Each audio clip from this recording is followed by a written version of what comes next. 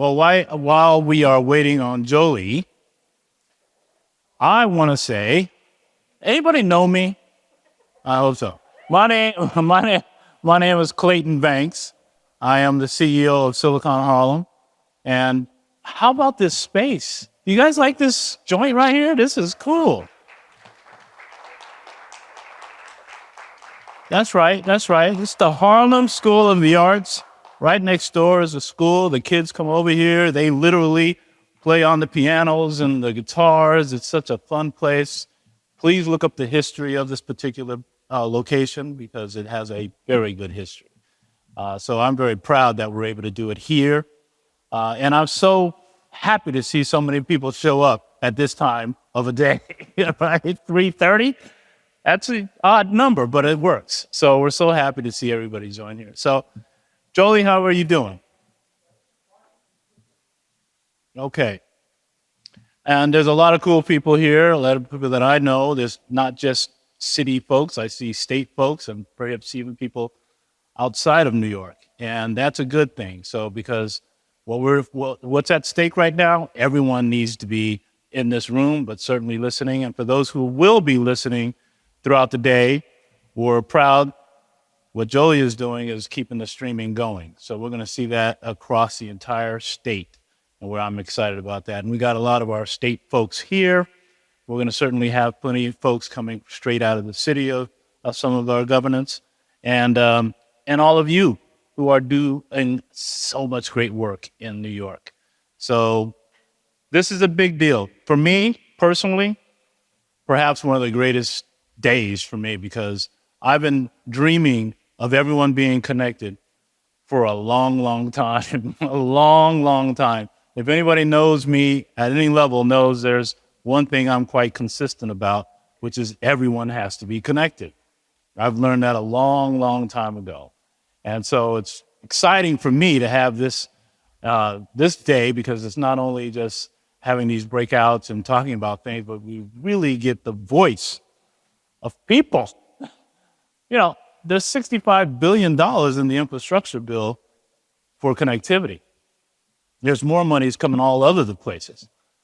But when you see that kind of money using my money, it's time for us to really have our voice to the table. And that's why I'm so proud of we're able to be part of that and those who are involved. And I'll talk more about that. I don't want too many people missing this that are watching on the streaming or listening on the streaming. So I'm trying to just fill in some personal things on me, but we are definitely going to make this very clear for everybody. I'm going to wait for you to just give me the thumbs up, Jolie. I'm sorry, I was ignoring him. What did you say? Okay. Well, I'm going to get moving a little bit. I think we're taking some notes, and we're trying to be as accessible as we possibly can, as you can notice on the TVs and things of that nature. So I'm going to continue to move on because I want to have anybody become late at anything. So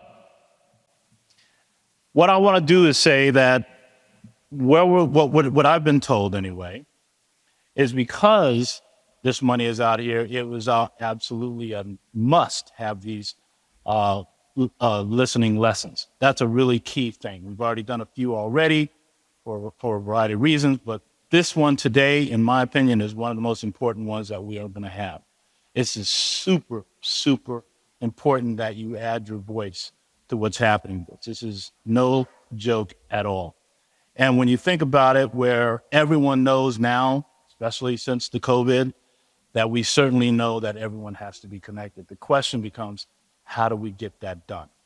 And the good news is we got a lot of our leaders here that are going to talk some about that. We all know individually what's happening in our homes, in our communities, and people that you know, and those who are struggling with that. That is something that's going to be the outcomes that come from this conversation today. So if you don't mind, is there anything else I need to do that anybody needs? Anybody have a question right now? Should I welcome the audience? Why? Oh, I think I did say welcome, or maybe I didn't use the word, but I definitely hope that you're enjoying the space. I'm glad you're here. A lot of you are my friends, which I'm happy to see. So this is an exciting time for me. Anyway, let's make sure we have some drinks after this. But we also have another version of this at 6 o'clock where we're going to be talking to everybody about, their thoughts about this incredible opportunity that we have. This is incredible. It really is. I've been waiting a long time for this, as I keep saying, because this is such an important thing. And I always use one of my analogies, which is if you have a car in New York, which I do, you're going to get a ticket. That just happens in New York. And if you want to pay that ticket, you have to go online. So if you don't have it, you end up in trouble. So we have an opportunity to turn that around to make sure everybody has the resources they need to move their lives. So I think I've done my welcome. Jodia, anything else you want me to do? That's Jodia Vanel. You're going to hear from her later on. She's the boss. She's a boss. So she'll be doing her thing. Come on in, all of you who want to come on in, come on in. We see you on the other side of the glass. I see you. Come on in. Let's get everybody in here. And make sure you take an opportunity to get outside and see the rest of this building. It's incredible. So I'm going to, if you don't mind, I would like to move this agenda to another level. We have some great speakers here. Should we go to the speakers right away, or should we give them, because I know there's some that have to leave. So if you don't mind, I'm going to bring Josh Breitbart up here, who's a very, very good friend of mine, and the guy, in a lot of ways, he's the one that has the bag of money, all right? He's got the bag of money. So this is the man you want to know, and he's a dear friend. He's a true New Yorker. He is a Brooklyn kid, and one of my best friends. So I want to have you say a few words.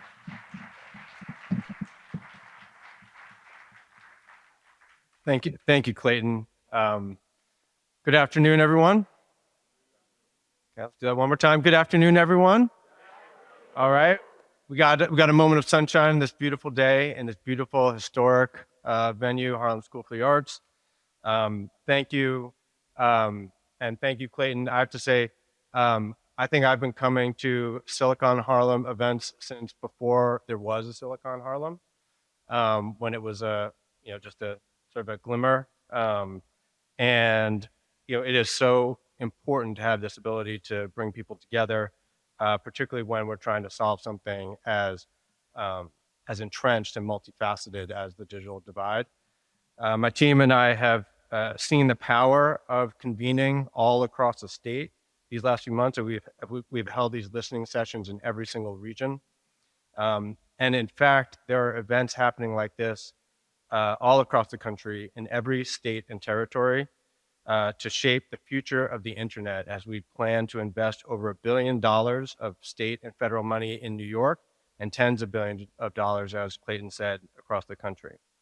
And as we've been doing this and hearing from all of our colleagues across the country, we've realized this is really the greatest effort at participatory planning that this country has ever done.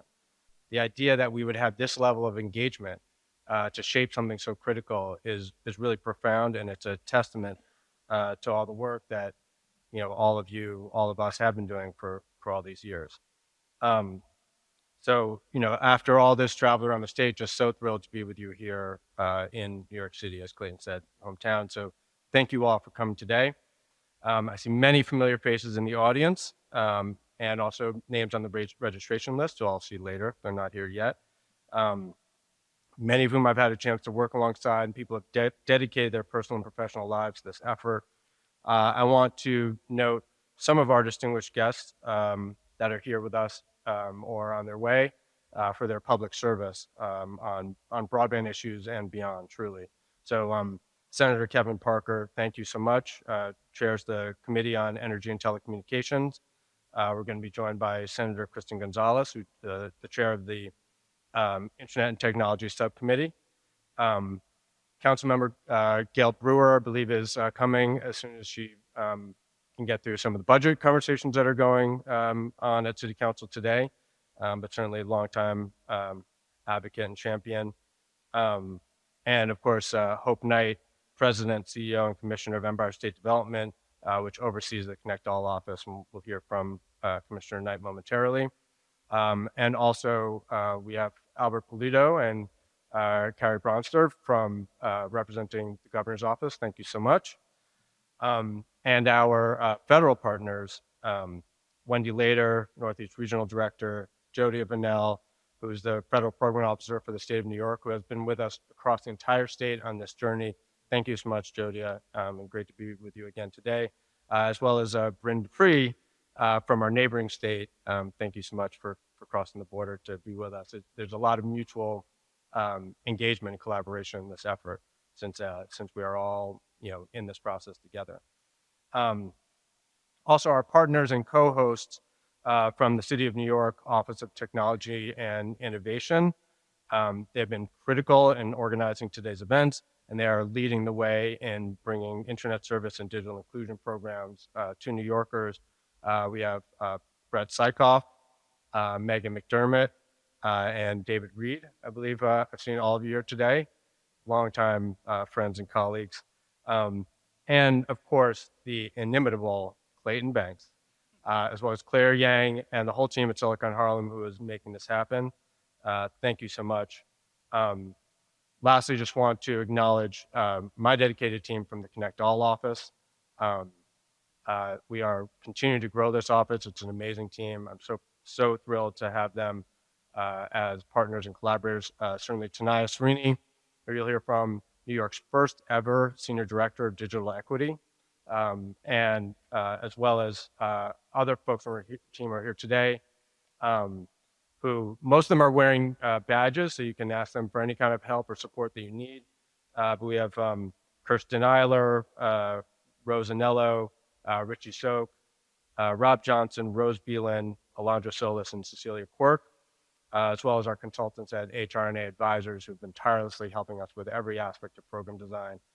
Then lastly, want to acknowledge the HSA staff, AV, facilities helping arrange this, as well as the people doing the work of ASL interpretation and everything to make this, and live streaming. Thank you, Jolie, everything to make this event possible. So with that, it is my privilege to introduce our first speaker, and maybe you and I will sit down well, I'm just going to say, so Hope Knight, Hope Knight serves as the president. I wanted to be up here just for that. I just want you to know that. President, CEO, and Commissioner of Empire State Development, which is New York State's economic development agency and home of the ConnectALL office. For all of us who care about closing the digital divide in New York, we are so fortunate, and let me tell you this, so fortunate that ConnectALL is in ESD under Commissioner Knight's leadership. She grew up in East Harlem, and many of you in this area may know her from her work at the Upper Manhattan Empowerment Zone, where she was the chief operating officer. She then served as president and CEO of the Greater Jamaica Development Corporation in Queens. And in 2021, after more than 2 decades in public and private sector economic development, Governor Hochul nominated her to lead Empire State Development. Commissioner Knight is dedicated to policies that advance sustainable and inclusive economic growth. And at ESD, she has been instrumental in expanding economic opportunities for New Yorkers through programs and initiatives that touch every corner of our state, including the efforts of the ConnectALL office to achieve greater digital equity. So please help me in welcoming Commissioner Hope Knight to the chamber.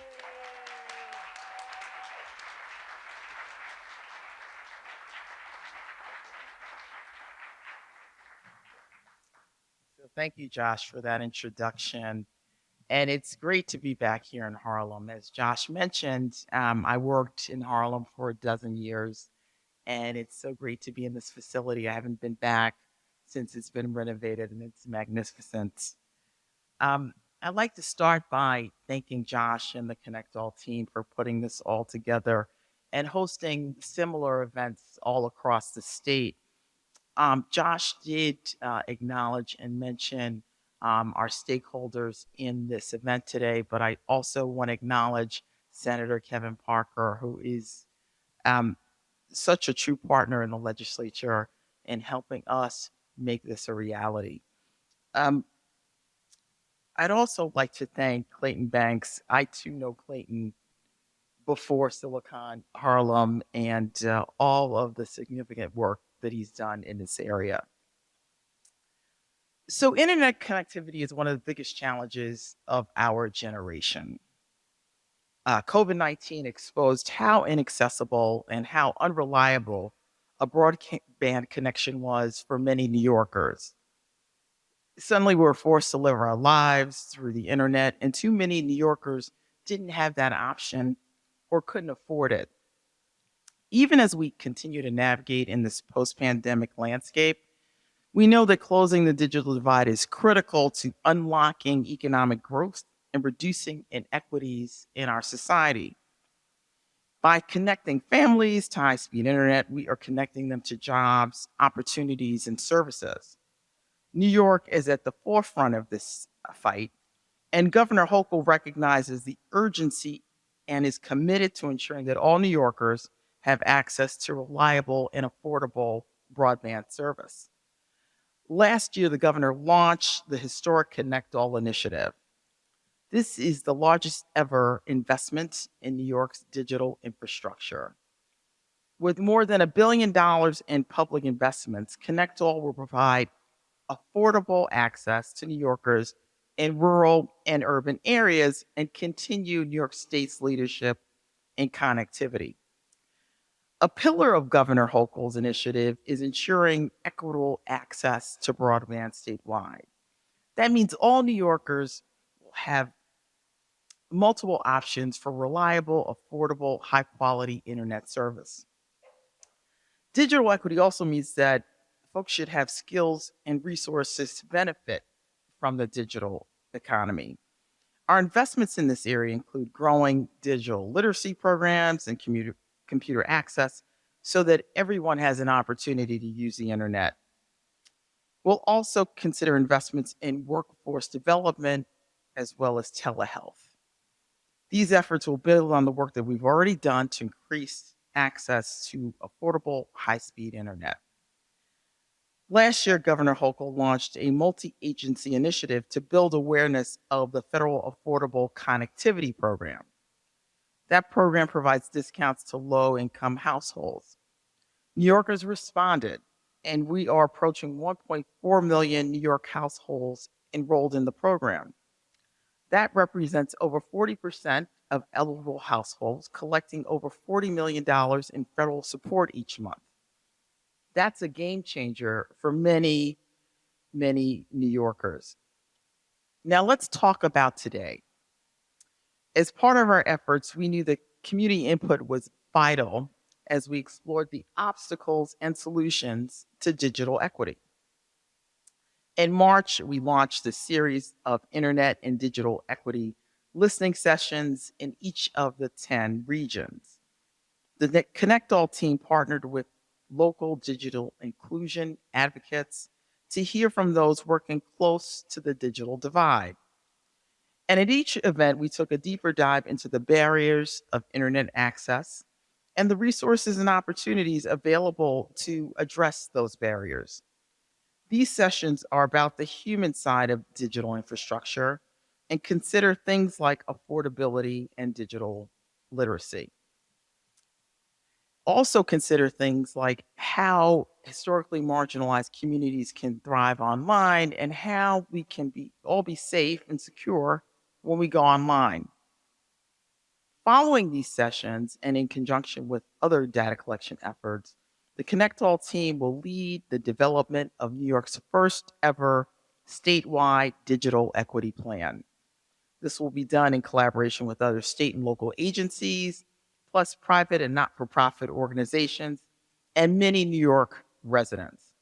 It will be submitted to the federal government before the end of the year and will help secure federal funding to establish a digital equity grant program. The plan will serve as the guiding framework for all of our ConnectALL programs, including grants related to affordable housing and public infrastructure. It will also consider factors like quality of service, affordability goals, and digital skills acquisition.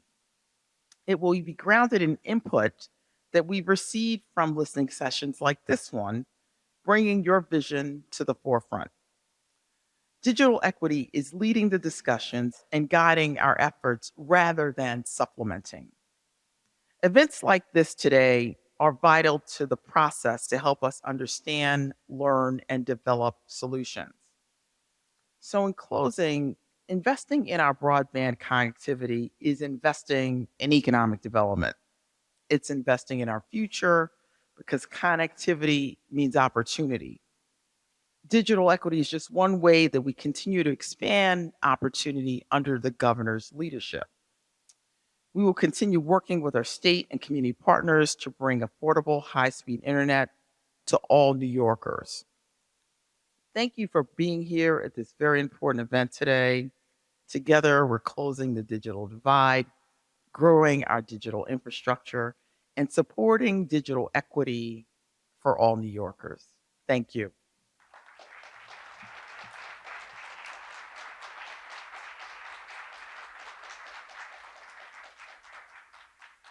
Outstanding. Thank you so much. It was really, I almost cried actually.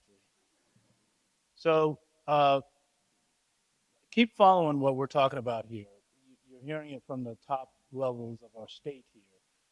And I just want to do a quick survey. I get to do that, you know. So I want to do a survey.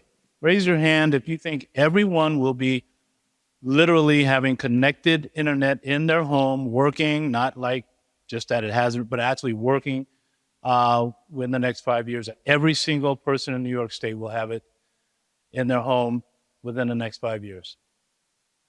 We got a lot of work to do. We got a lot of work to do, Josh. Wow. Okay. 10 years? This is absolutely New York. I love it. This is, no. Okay. 15? 20? All right. We got a lot of work to do, people. Kevin, you ready for this? This is amazing. We're gonna get to some more speakers here. We have 2 senators here. 2 New York State senators here. When was the last time you were in a room with 2 New York senators talking about broadband? Okay. I'm getting out of myself here. So we're going to bring up New York State Senator Kristen Gonzalez. Come on up, but Kristen Gonzalez is the youngest woman to ever be selected in the New York State Senate. She is a Queens native. Oh yeah, that's something. That's something. Yes. I was young once. She's a former tech worker. She's obviously from the Queens. Former tech worker and community organizer. Former tech worker. That's my thing. We're going to talk. All right. A community organizer who lives in Long Island City. She was raised in Elmhurst by a single mother from Puerto Rico. At age 12, she received a scholarship to a private high school on the Upper East Side. The experience of navigating between a working class neighborhood in Queens and an upper class neighborhood in Manhattan led her to fight for social justice and put her on a path to public service. Before being elected to the New York State Senate, Senator Gonzalez worked in the New York City Council, the Obama White House, and Senator Chuck Schumer's office. She is also organized in her community with the Western Queens. Aren't you in Vanel, Queens, or you used to be at some point? Community Land Trust, served on her community board and helped launch citywide campaign for public internet, my favorite thing. Come on up here, Senator. All right. No, it's hi everyone. How are we doing today? We feeling good? I see some enthusiastic faces. Thank you so much for the introduction. My name is Senator Kristen Gonzalez. I represent a 3-borough district. So I represent Queens, as you heard, where I was born and raised. Manhattan as well. Do we have any Manhattanites in the house? We're in Harlem, so we should. All right. And do we have any Brooklynites in the house? Because I represent Brooklyn. Okay, that's pretty good. And then, of course, we had Queens. I heard some Queens love. That's Amazing. So, I'm in my first term and I'm the current chair of the Internet and Technology Committee. And it's such an immense honor to be here because an essential part of my path into politics was digital equity.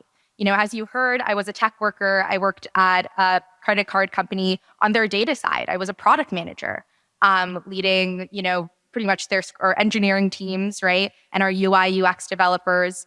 But I didn't always work in that industry. I had also worked in politics. But early on, I learned the effect of the digital divide and the power of the internet. When I went from a public school to a private school, I found out about that private school. Well, not myself, because at the time I was in 5th grade. And believe me, I look young, but I still remember dial-up. But we learned about that private school because my mom conducted a simple Google search.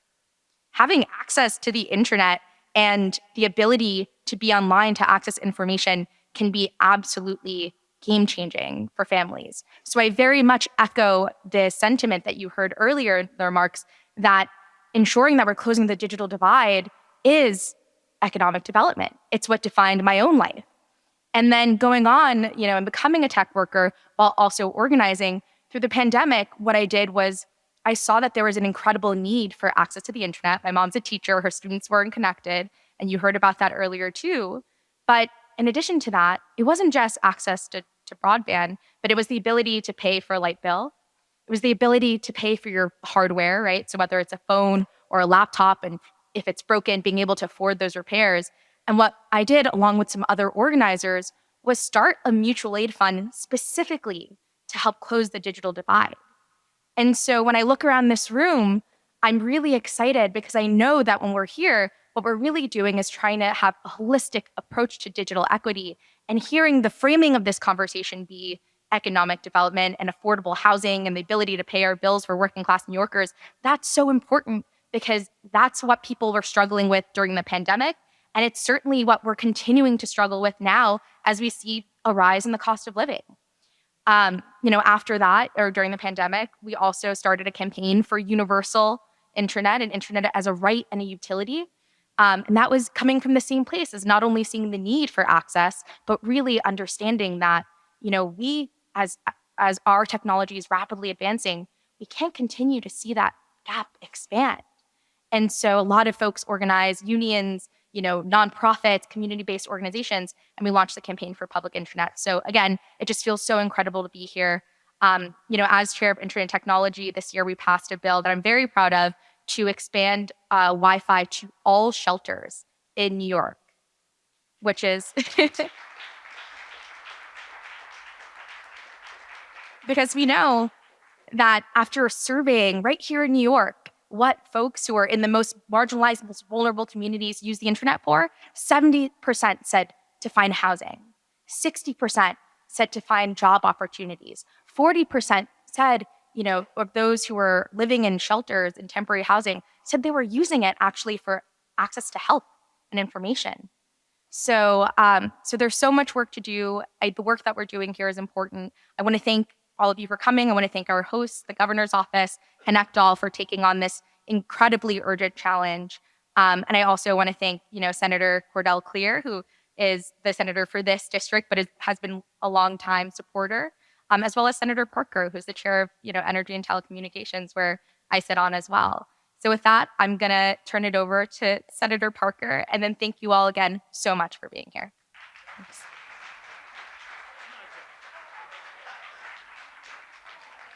Already trying to take my job. I'll tell you what. And but thank you for those remarks and certainly the great work you're doing. We were talking about artificial intelligence recently, and there's some great ideas that she has around that to make that a little bit more safe for everybody. But we're going to keep the program going because we have another senator here, a real hardworking person. I've for a long time have followed you, sir, even though we've not had as much connected that I want. I've been following you, and your work is incredible. He is a fierce champion of economic development, education, energy, domestic violence issues, and human and civil rights. I could stop right there, but I'm going to keep going. Senator Parker represents the intrinsically diverse 21st Senate District in Brooklyn. Senator Parker has been a professor of both African American studies and political science at several CUNY and SUNY colleges. He received his Bachelor of Science degree in public service from Penn State and holds a Master of Science degree from the New School for Social Research and Urban Policy and Management. He is currently pursuing a doctoral degree. Do we get that done yet? Okay, we get in political science at the Graduate Center, CUNY. Formerly, Senator Parker served in government affairs of the chairman's office at UVS Paine-Webber, where and focused on broad issues importance to the financial service industry. A lifelong Brooklyn resident, Senator Parker has been a Flatbush resident for more than 31 years. Nurtured, educated, and employed in the borough. Senator Parker is intimately familiar with the needs of the 21st District, which consists of many diverse communities, Flatbush, East Flatbush. I know who's Flatbush in here, don't get me wrong. Kensington, Ditmas Park, Mildwood, Flatlands, Canarsie. Anybody Canarsie? Oh, Georgetown, Old Mill Basin, Bergen Beach, and Marine Park. That's Mr. Brooklyn. Let's go, New York State Senator Kevin Parker.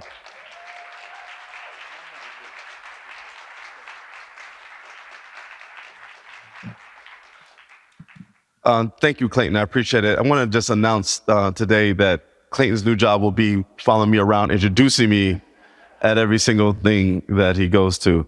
Thank you for that generous introduction. I appreciate it. I'm glad that you didn't go any further. Having been in politics a long time, and we're politicians, so, we like to make things big. Last week, I actually spoke at a school, Kristen. We do that a lot, especially this time of year.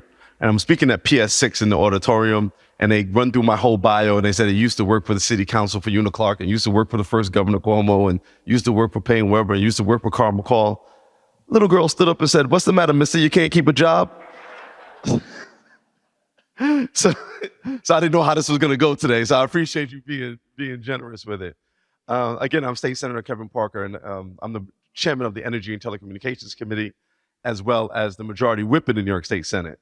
For those of you who don't know what a Democratic whip does, I describe it as catching smoke with a net. As you know, anybody in here who's a Democrat knows that the idea of democratic discipline is an oxymoron. So it's a difficult job. But I'm happy to be here at the Harlem School of the Arts as a kid who was forced to play the piano for a number of years. And at Midwood High School, in my neighborhood where I went, I played the clarinet in both the band and the orchestra. And so I have a great appreciation for being here. But none of that is as important of the fact that we're down the block from Famous Fish. And so those who know. So, if you leave here, you feeling nauseous, just walk up the block, and I promise you're going to be happy when you leave. It's well worth the trip. Look, there's so much that needs to be discussed here, and I'm certainly not the smartest person in this room on this issue, and so I'm going to leave some room for other folks to talk about the things that are important around digital equity and about how we, in fact, deal with the issue of broadband and access to it. Let me thank Senator Gonzalez for acknowledging me, but for her hard work.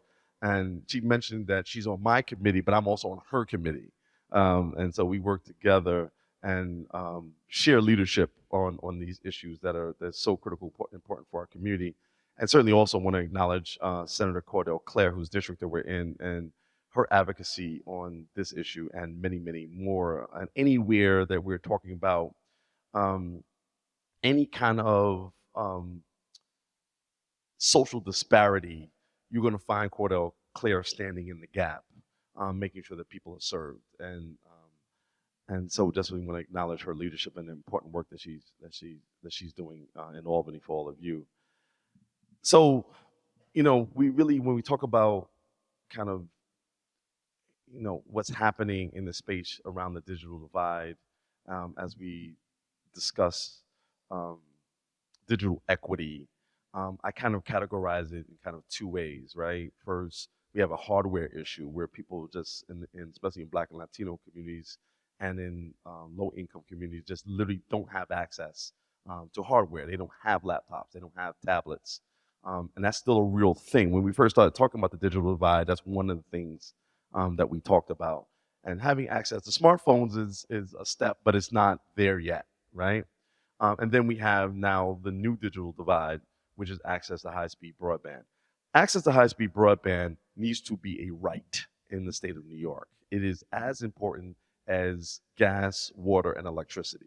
We would never put anybody in housing anywhere in the state of New York without those three things, and high-speed broadband has to be the third. The fourth. Counting is not in my committee, but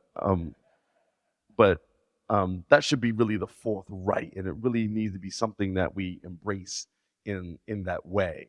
To just simply say everybody must have access to it. And I am frankly pessimistic because I've been doing this a long time, and I feel like we have not really put our energy to it the way we need to. And it really, as you heard Senator Gonzalez discuss, there's almost no aspect of our lives that doesn't demand the need for high-speed broadband. And whether we're talking about health equity, you're talking about access to housing, applying for a job, there's nothing that doesn't require this. I told a story earlier on a city and state panel about one of the things that happened in politics during the pandemic. When they were starting giving out the vaccine, the first group that was able to get the vaccine, people may remember, were senior citizens, right? But the only way you can actually sign up for it is actually online. Right.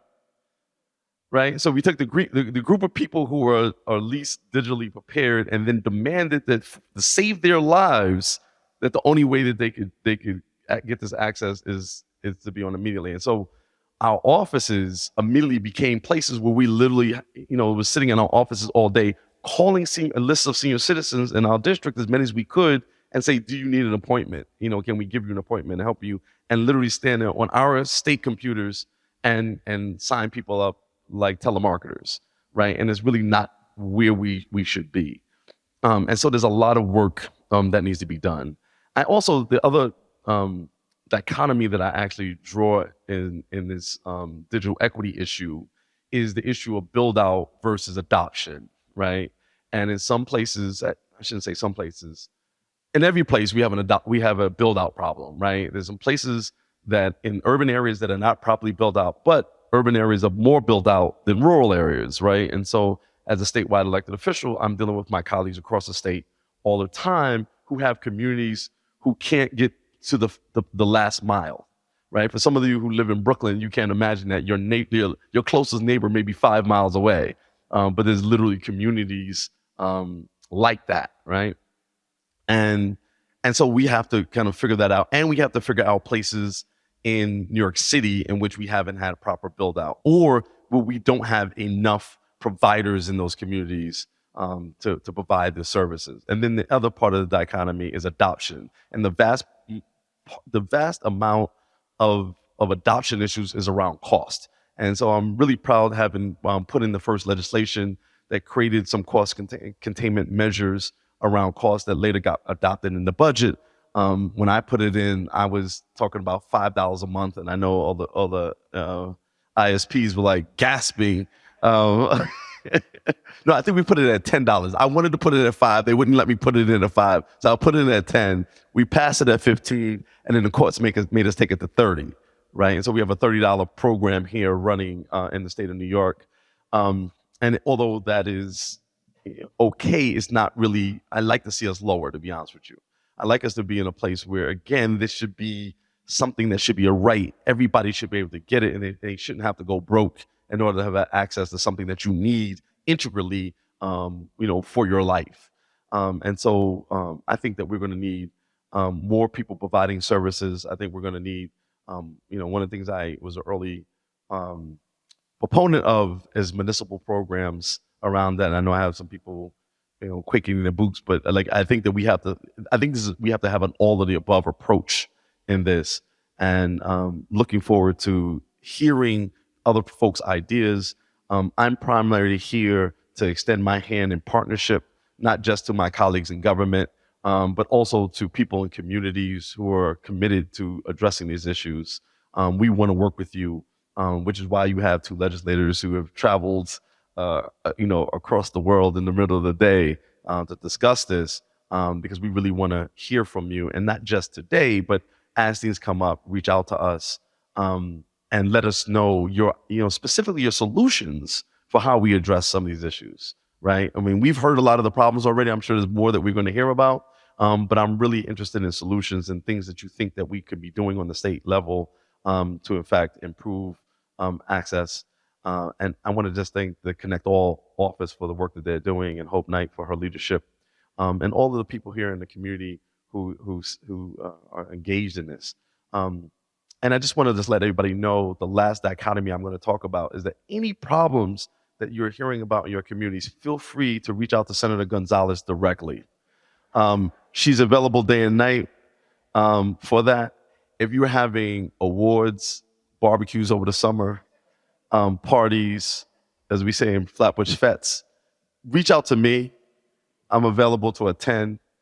There's a lot of work to be done, but I'm glad that we're all working together to get it done. And it's really only together that we're going to resolve this. Thank you so much, and I look forward to our work together.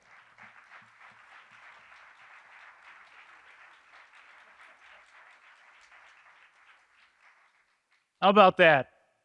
The doctor.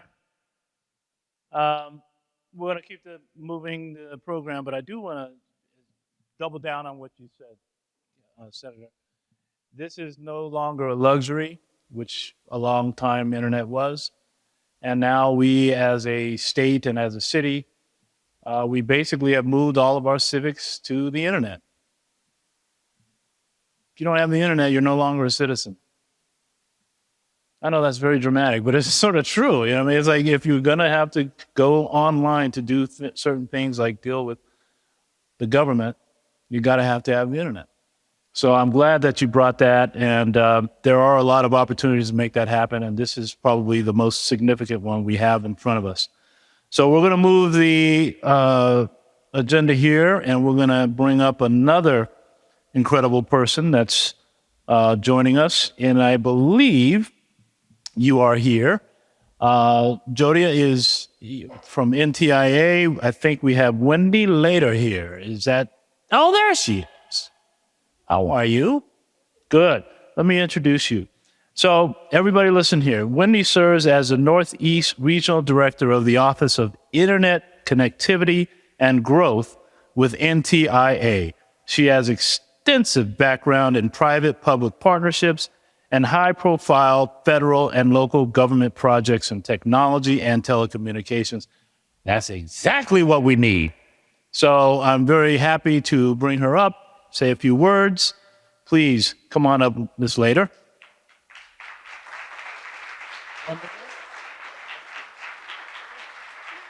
Hi, everyone. It's great to see so many familiar faces today, some who I haven't seen in a number of years.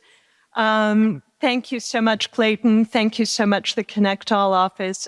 We have had a wonderful partnership. I'm very grateful to how well you've built out this office and what great, strong people you've brought in. And I think that New York City and New York State is in good hands as a result. So very grateful to be here today. As Clayton mentioned, I'm the Northeast Regional Director. I work with federal program officers in 10 states, from Maine all the way down to Delaware. But New York City is my home. I live in Brooklyn. I'm a native New Yorker. I thought that I was a constituent of Kevin Parker's until I heard your list, but I still get his mailings. But what I really care about is New York most of all, and New York City more than anything. And I want to be sure that we close the digital divide here once and for all. Before I took this position, I was at CUNY for many years. And so I saw firsthand what the digital divide meant. We all have our stories of what happened when COVID hit. And I was working with the chief information officer of the university, and COVID hit, classes went remote, and we were contacted by more than 30,000 students who didn't have devices. And so we scrambled to get devices into their hands. And then we learned that thousands more didn't have internet access. So again, we scrambled to get hotspots. That was the best that we could do very quickly. So having lived through this, and I know you all have examples of what you've lived through, we know that it is time to close the digital divide. And we're really at a historic moment with $65 billion, as Clayton and Josh have mentioned. $48 billion are coming through my agency, NTIA, to New York State. And with that, they are going to figure out where the last residences and businesses are that need to be connected and what the needs are, what the digital equity needs are. As Hope Knight mentioned, it's a question of digital literacy, upskilling, digital navigators, equipment, to a whole range of things. And so that's why it's essential to have these kinds of meetings and hearing from you, getting your input, hearing what it is that you need so that we know that we can bridge the digital divide in New York. So I'm going to close there. You've heard Jodia's name a number of times. Jodia is our federal program officer for New York State. She's been crisscrossing New York with the ConnectALL office. And if you don't know Jodia currently, get to know her, because she is your point person for the federal government in New York. And I look forward to talking to you all through the program and at the reception. Thank you.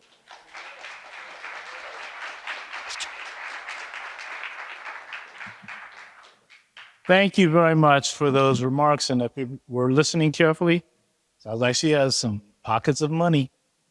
So that's a cool thing to hear. But Wendy, I'm get to introduce Jodia. Okay? All right. So I do get the honor of bringing up Jodi Vanel. You're going to love her. So Jodi is with the New York State Federal Program, and she is the officer at NTIA, as Ms. Slater was talking about. And and Jodia serves as the Federal Program Officer for the state of New York with U.S. Doc NTIA's too many letters, Jodia. Formerly, she served as a client executive at Microsoft, cultivating long-term and relationships with government stakeholders. I think she's one of the great leaders in our state. She's great in the country. She literally does the whole country. And she's just a good friend. So I'm very honored to bring her up. Come on up, Jodia Vanel.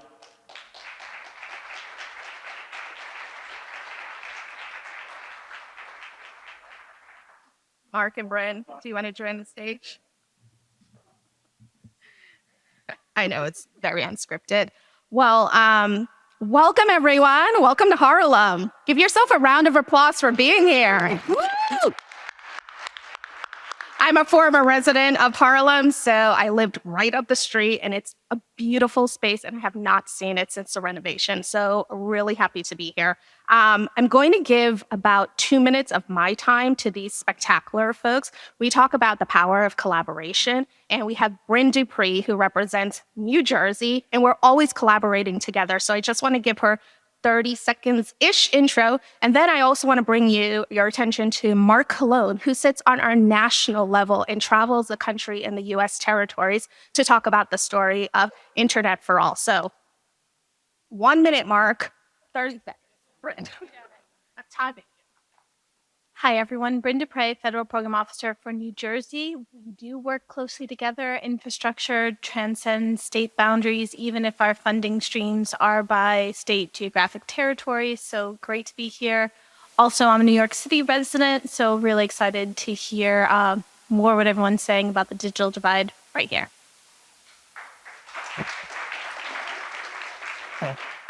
Thank you, everyone. I am just, I bring greetings from President Biden, Vice President Harris. This program is a priority for the president. He promised to bring, to connect everyone in America, every business and residence to affordable, reliable, high-speed internet, not too much pressure. But although I cover the country, I'm a native New Yorker. I started organizing politically here with your state senator a long time ago with Cordell Clear. And I only have to say, as a cynical New Yorker, and I realize that's duplicative, right? I am just incredibly heartened by the intellectual, political, and community firepower that's here today. I see the New York City's first chief technology officer is here today.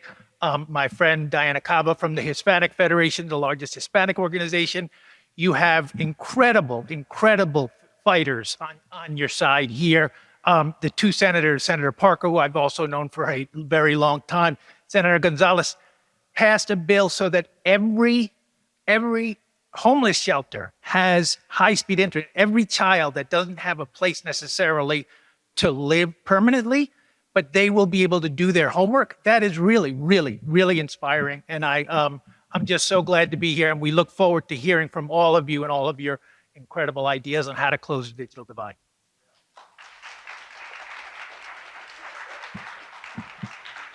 Okay, so let me try to make this as quick as possible by reading my notes. Good afternoon again. It's a great day to be in New York City and in Harlem. We're kicking off our 10th listening session and the final one. So goodbye for now, Josh and Tanaya. We've been crisscrossing the state since March and been exhausted, been through the mountains, been to the Capitol, and I'm happy to bring it back home to New York City.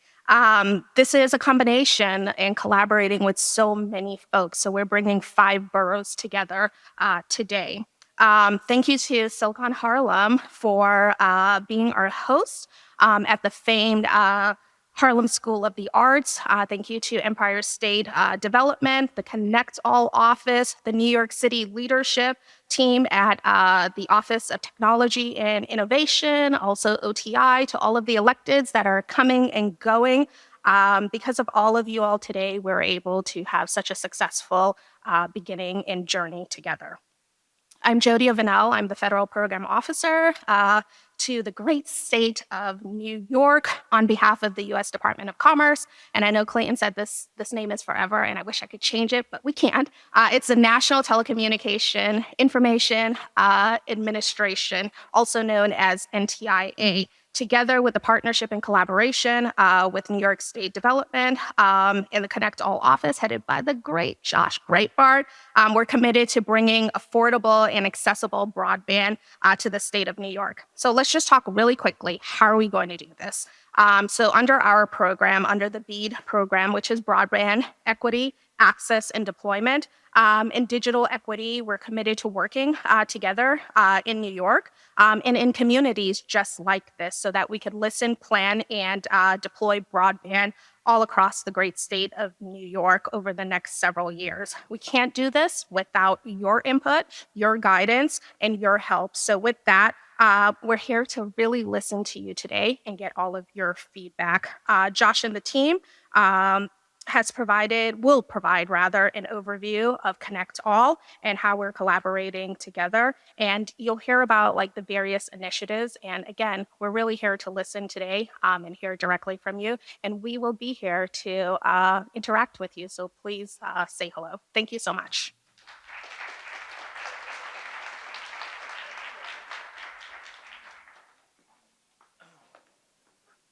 Thank you very much. Another source for everybody to get connected with. I have to acknowledge somebody who just, if you don't mind, Tanaya, just came in, and a dear friend of mine, a representative of mine, right here in Harlem, one of the greats here. Al Taylor, you want to come up and say hello to the folks here? This is Al Taylor, our assemblyman here. Marvelous. Hi, good afternoon, everyone. How you doing? It's okay. I know when you go into the tech world, it can be like, everybody's doing all right? Do like this. And now we have artificial intelligence that can do that for you. So be careful. Pinch the person next to you to make sure they're real. No, don't do that. Just tease it. It is great. This is a great opportunity. I see my colleague in the back, Senator Parker. I apologize. I was going to call you Perkins because he's in my mind. Senator Parker, God bless you. Great man. Thank you for coming to my neighborhood. I actually live here, grew up here. And I was saying, thank God, as I looked at that building right there, that new building that you're looking at, that building saved my life. No lie. As a kid living right here, that was a vacant lot for almost 40 years. And so when I would get a haircut, literally, I would get a haircut on the corner, and then I would have to sneak through the alleyways to make sure the bullies didn't slap the back of my head. When you were kids, the big guys wanted to. So it's real. And this technology changes how and what our children can be, just having another outlet. Because once you've been impacted by something, it can change the narrative for where you find yourself. And one of the things that Clayton, my good friend who's been educating me from day one, before we went into COVID, we understood, and he was educating me that the broadband system that we have is ineffective and we need to do more. And when the pandemic hit, we understood how far behind we were, especially in the communities of color. So this is a great opportunity. I would love to tell you I'm going to stay and listen and learn a lot, but they're going to give it to me in bite sizes later on because I got a couple of more of these to do, but I just want to say welcome. Thank you. It's good to see Jody in our neighborhood. And we talked about this when she was making that transition. I said, you got to come to my neighborhood. You got to come to my neighborhood. Do you know Clinton Banks? He's the coolest geek I know. That's a good thing today. Back then, you know, Urkel days, it wasn't. So listen, let me get out of the way. I know you have a program. See, it's all right to laugh, folks. It's okay. That way, you know, the person next to you is not AI because they're laughing, right? Thank you so much. Have a great day and listen well.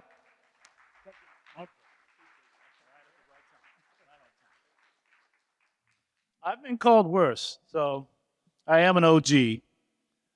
That means old geek, okay? So we have another speaker. Thank you again, Al Taylor, for your service. Appreciate it. So I have to get the words together. So we have our next speaker, who is Tanaya, and she's not only a speaker here, but she's sort of the part of the team that put this whole thing together. So I'm very proud to be able to bring her up here. So if I can only find your words here. Yeah, here we go. Oh, she's saying to me to skip it, but I can't just skip it. So Tanaya serves as the Senior Director of Digital Equity for New York State ConnectALL office. Previously, Tanaya served as a Technology Fellow for the Ford Foundation and a Research Manager for the National Housing Law Project. She knows everything. Come on up. Thank you very much. Thank you, Clayton. I just have to give a shout out to Clayton and Claire. They're obviously such pillars of the community here. They have also been pillars of my sanity for the past several weeks as we got this event together. And thank you all so much for being here. So I have the fun task of, I'm actually going to use the slides. I'm not like the magnanimous speaker that we've heard, but I have the task of telling you a little bit about the ConnectALL office. So last year, Governor Hochul announced the historic ConnectALL program. As you heard, it is New York's biggest ever investment in its digital infrastructure. So this is really our way of meeting the moment of the infrastructure bill. The infrastructure bill created unprecedented, once-in-a-generation funding to close the digital divide. And as you can see here, we have a really comprehensive suite of tools. These are our 5 signature programs that we operate in ConnectALL. I won't get into the details of all of them, but across them, we have, grant programs, technical assistance, other support for municipalities, businesses, community organizations, and we're working on policy innovation and regulatory reform. So we really feel like we have a holistic approach, and we were designed to address all of the aspects of the digital divide. We have tools to do that. But the main one that we want to talk about today is the statewide digital equity plan. That plan, as has been mentioned before, while it is one of our 5 signature programs, we have a grant program that we'll be operating. It also is the guiding document for all of the investment. And as we've heard different numbers get thrown around, but we have over $1 billion in New York to address the digital divide. And it's all going to be guided by that digital equity plan. So digital equity is really the center of what we're talking about. And it's what we're here to do today. So this is the slide where I talk around our definition of digital equity. And that's by design, because we really have the opportunity today to manifest what digital equity means to New Yorkers. And so I'm going to give you a set of principles that we are grounding this work in at ConnectALL. They come from our team's experience in this field, some for several years, some for several decades. But what you should know is that this is really a draft. We want to know how these principles land in your communities. So I'll just talk through a few of them. So obviously, the first is equity. And so when we talk about digital equity, a lot of times you have the 3 pillars, right? You have access, you have affordability, and you have devices and digital skills. We want to broaden that definition a little bit. In terms of equity, what we're really trying to say is that nobody experiences a barrier to connectivity because of who they are, where they live, how much money they have. We also want to make sure that all of the opportunities that you've heard about and that you will hear about that are presented by the internet are widely shared. So that could be educational benefits, that could be economic benefits, and that's what we mean when we talk about equity. In terms of performance, we want to make sure that all New Yorkers have access to robust, reliable, and responsive service. And we want you to have a choice in that service. That's not only a choice in providers. You'll hear from a lot of the many providers that New York City has a little bit later. We also want you to have a choice in the type of plans available to you. And, inherent in this principle is the idea that internet users have an understanding of the service they're entitled to, and they have a clear mechanism for how to actually receive that level of service. The 4th principle is fairly self-explanatory. It's affordability. We want to make sure that all New Yorkers can afford the internet. And again, they don't have to choose between this and any other essential service. And the last principle is safety. We want to make sure that New Yorkers can thrive in their online environments. Once we get you online, we want you to be safe. We want you to understand cybersecurity and privacy, but we also want you to have a sense of comfort and well-being online. So throughout this process, again, we want to hear where these principles resonate with you. If there are other ones that you want to raise, that would be really great to surface today. And we also want to know how we should measure progress towards these goals. So that's going to be part of the conversation. Next slide, please. Okay. Realizing those principles is obviously a really tall order. As Josh said, we're extremely motivated by the fact that this is our country's most ambitious exercise in direct democracy when we're thinking about infrastructure ever. That's a lot of pressure, but it is extremely motivating to us. It's why we're here today. It's why we've been crisscrossing the state for several months. And as you heard from our federal partners, every state and territory in the country is undertaking this very same planning process, and we all have the same mandate to close the digital divide. Our approach in New York begins with these listening sessions, which are the first step in our planning process. And the planning process will run through the rest of the year. So throughout this process, we'll develop the state digital equity plan. Today's purpose is to really start the conversation that will manifest the community vision. As you see, that's one part of the plan. We'll start to talk about the gaps, the needs, the challenges. I think Senator Parker said that he hears a lot about challenges, and so do we. And so we also want to make sure to hear about what's working so that we can scale that. We actually have resources, finally, to scale the programs that have been working and to really amplify all of your great work that has been going on for several decades now. Next slide, please. So our plan will be informed with input by stakeholders, as I said, a really participatory process. And it will, today we want to center what are called covered populations in the Digital Equity Act.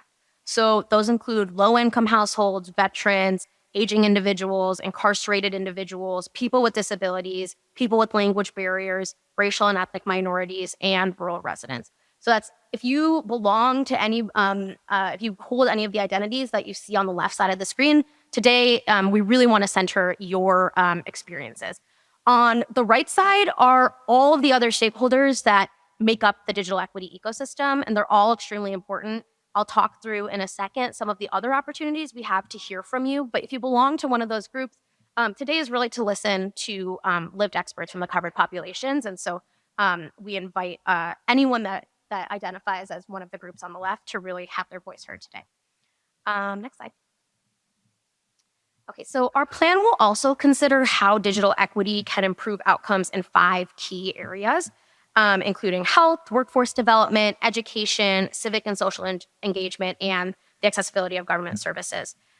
We've partnered with the New York State Library to convene a digital equity task force, and that task force really coordinates expertise across the state government as well as across the field, all over the state, to bring all of that really great expertise to bear on our state digital equity plan.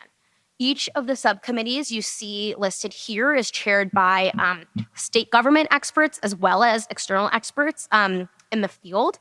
And we're hosting public meetings all through the summer to dive into things like, we had our education meeting last month, and we talked about how you actually teach safety and cybersecurity, because it's assumed that young people know these things, and that's not actually true. In our telehealth conversation that's coming up, we're going to be talking, in our health meeting, we're going to be talking about telehealth.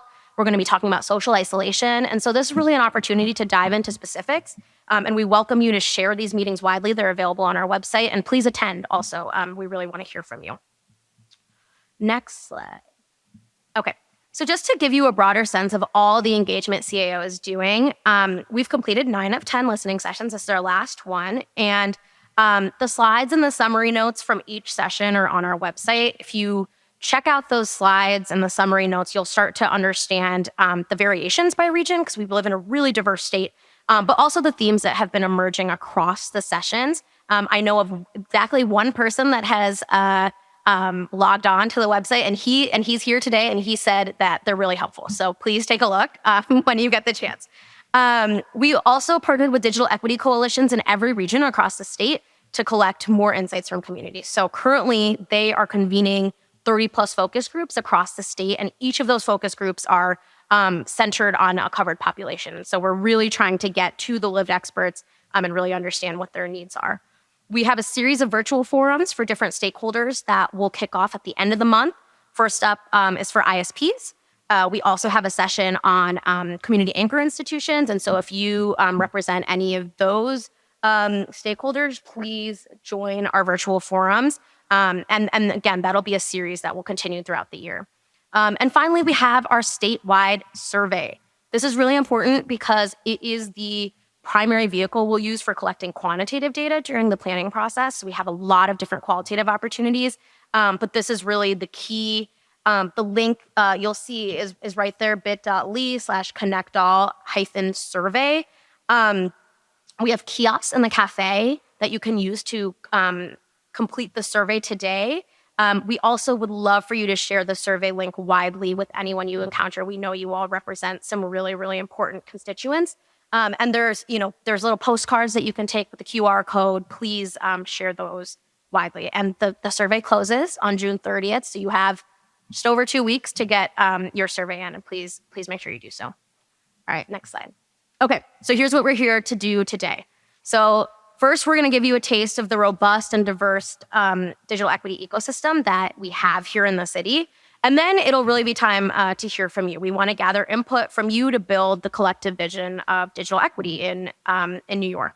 So that includes access, affordability, quality, choice, and safety, like I spoke about. But it could also include other values, other important programs, and that's what we want to surface today. We're going to ask you about the challenges and barriers, like I said, but we also want to hear about what your priorities are for improving accessibility, for improving affordability, and we want to know what's working again. So please be vocal and give some shine to the programs that are working here. We know that Harlem has a wonderful ecosystem, and we have a lot of representatives from across the city, and we want to hear from you. Okay, and finally, here is the timeline to give you a sense of what we'll be up to through the end of the year. So we are working on the draft plan right now. So you'll see where we are today, kind of in the middle of that line. And all of the engagement that I talked about will continue through the summer, at which point we will have a draft plan, and we'll come back out and share it with you to show you where your input landed in the plan.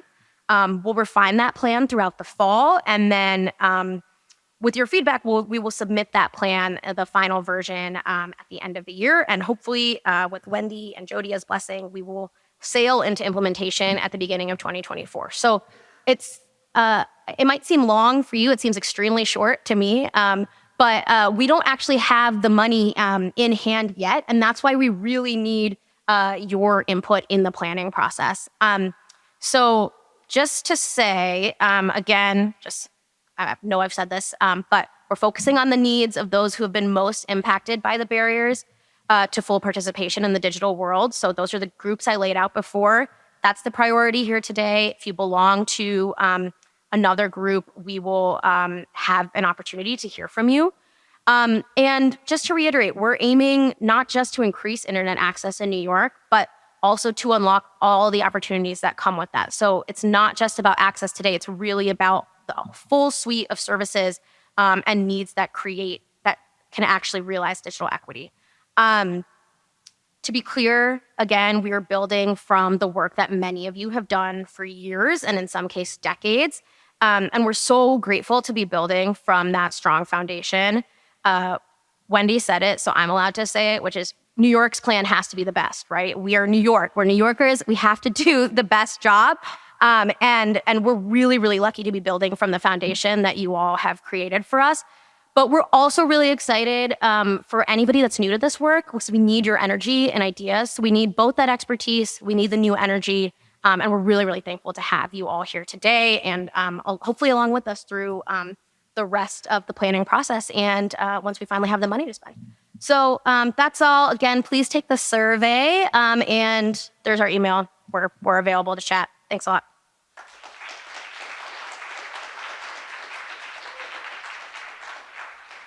Well done, Tanaya. Where do we get those slides? All right. That was intense.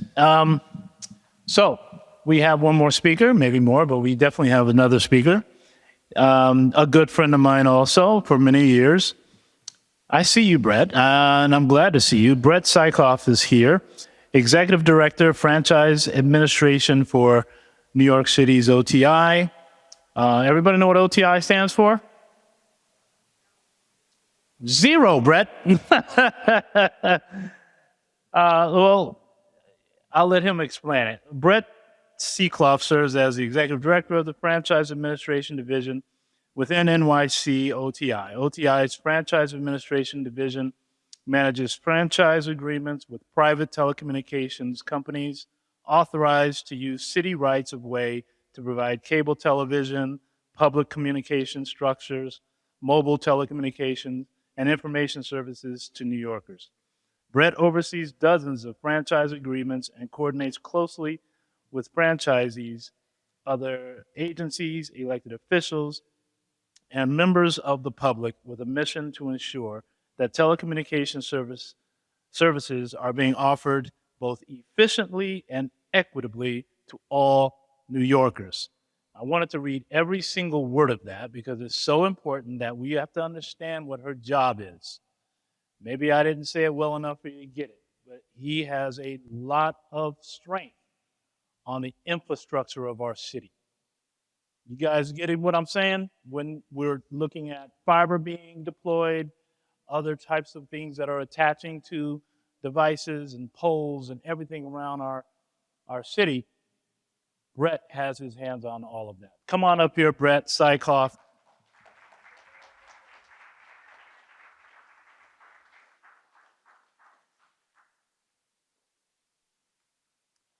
Good afternoon, everybody. So many familiar faces and amazing leaders in this room, and just humbled to be in the same room with you all. So great to see you all. As Mr. Banks said, I am Brett Sikoff, Executive Director of Franchise Administration and Broadband with the Office of Technology and Innovation. It is my great pleasure to join you today at the Harlem School of the Arts to discuss digital equity, an issue that is at the heart of my work at OTI and one that is critical to New York City's present and future. Also want to acknowledge and say hello to my fellow speakers, and of course, our Master of Ceremonies and the OG himself, Mr. Clayton Banks. When Mayor Adams consolidated the city's tech agencies into OTI in January 2022, he declared a bold new vision for ending the decades-long digital divide, one that meets historically underserved New Yorkers where they are. In the next few minutes, I'll outline how OTI is delivering on the mayor's promise with the cornerstone digital equity efforts, which include providing 300,000 NYCHA residents with free in-home internet and basic cable TV in just 9 months via the Big Apple Connect program. 300,000. Building 90% of our Link 5G kiosks in equity districts to create nodes of connectivity that offer free Wi-Fi, better cell phone service, and free calling. And creating an ecosystem of digital literacy training and accessible devices through our Connected Communities program, which you'll hear about more in the next panel with my colleague, Meghan McDermott. We approach our digital equity efforts with urgency because this is an urgent issue for students, job seekers, families, older adults who are on the wrong side of the digital divide. As the pandemic made painfully obvious, access to dependable, high-speed internet is not a luxury. It is an essential component to fully participating in our modern society. At the beginning of the pandemic, hundreds of thousands of New York City school students were sent home with tablets. Those students who, in particular, lived in NYCHA buildings without access to internet through no fault of their own, fell behind their peers. Without quality and reliable internet access, our city's lower-income families struggled during the lockdown to find employment, schedule and attend telemedicine appointments, and just stay in touch with loved ones. As Mayor Adams entered office, the cost of inaction had already exerted a steep price on our neighbors living in public housing. We had to act, and so we did. Thanks to the leadership of the mayor, and of course, my boss, the Chief Technology Officer, Matthew Frazier, OTI took concrete steps to ensure that our fellow New Yorkers possessed affordable high-speed internet. In September 2022, we launched Big Apple Connect, the nation's largest municipal broadband program, at 135 developments across the city. At the time, Mayor Adams promised to expand the program to 300,000 residents by the end of 2023. We surpassed that goal this March, 9 months ahead of schedule. Today, we proudly offer services to residents at 202 developments, including Queensbridge, the nation's largest public housing development, and Bayview Houses in Canarsie, where I was born and raised, Senator Parker. Big Apple Connect's impact and the need for the program can be seen through 2 statistics. We have surpassed 100,000 household enrollments in less than 1 year. 100,000 households in less than 1 year now have high-speed internet access.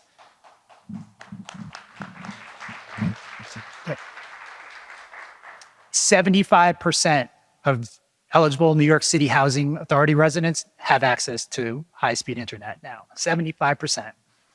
We designed Big Apple Connect to go hand in hand with the ACP program so that lower-income public housing residents don't have to choose between internet and cell service on which to save.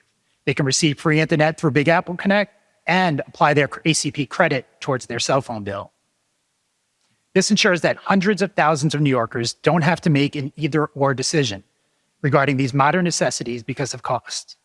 Affordable broadband is a key plank to our efforts to bridge the digital divide. It is not the only plank, however.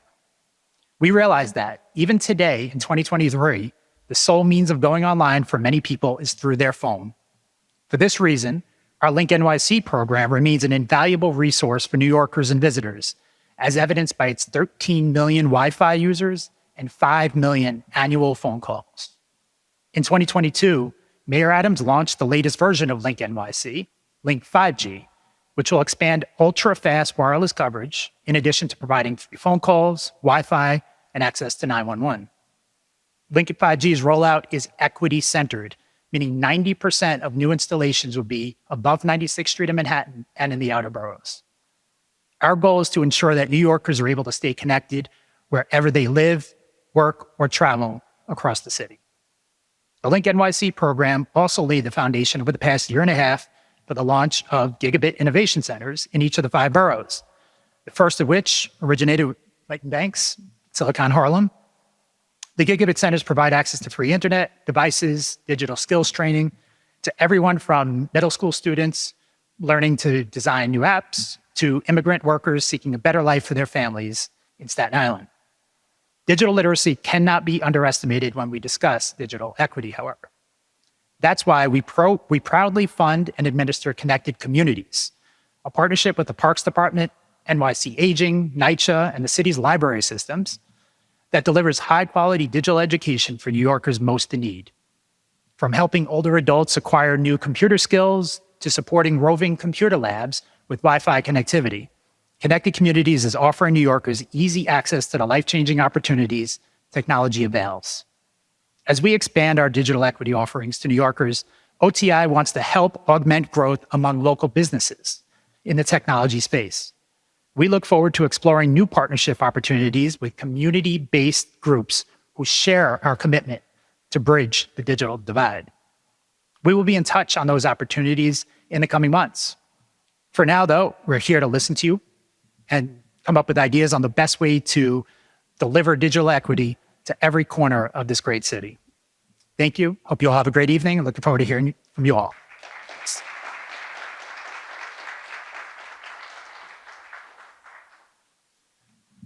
Whew, there's a lot of talking here. If you guys don't mind, we're going to move on to our very first panel. You see these chairs and these microphones. We're going to set up a panel here to talk. I would suggest that you stretch a little bit for a couple of minutes while we get the team up here. So feel free to stretch up a little bit, but I'm going to call the folks up to the panel number one. Thanks for say something. Oh, okay. So anyway, hopefully you got a lot out of the first several people speaking. Thank you, Hope Knight. Thank you so much. This is our moment, everybody. This is our moment. Take a minute.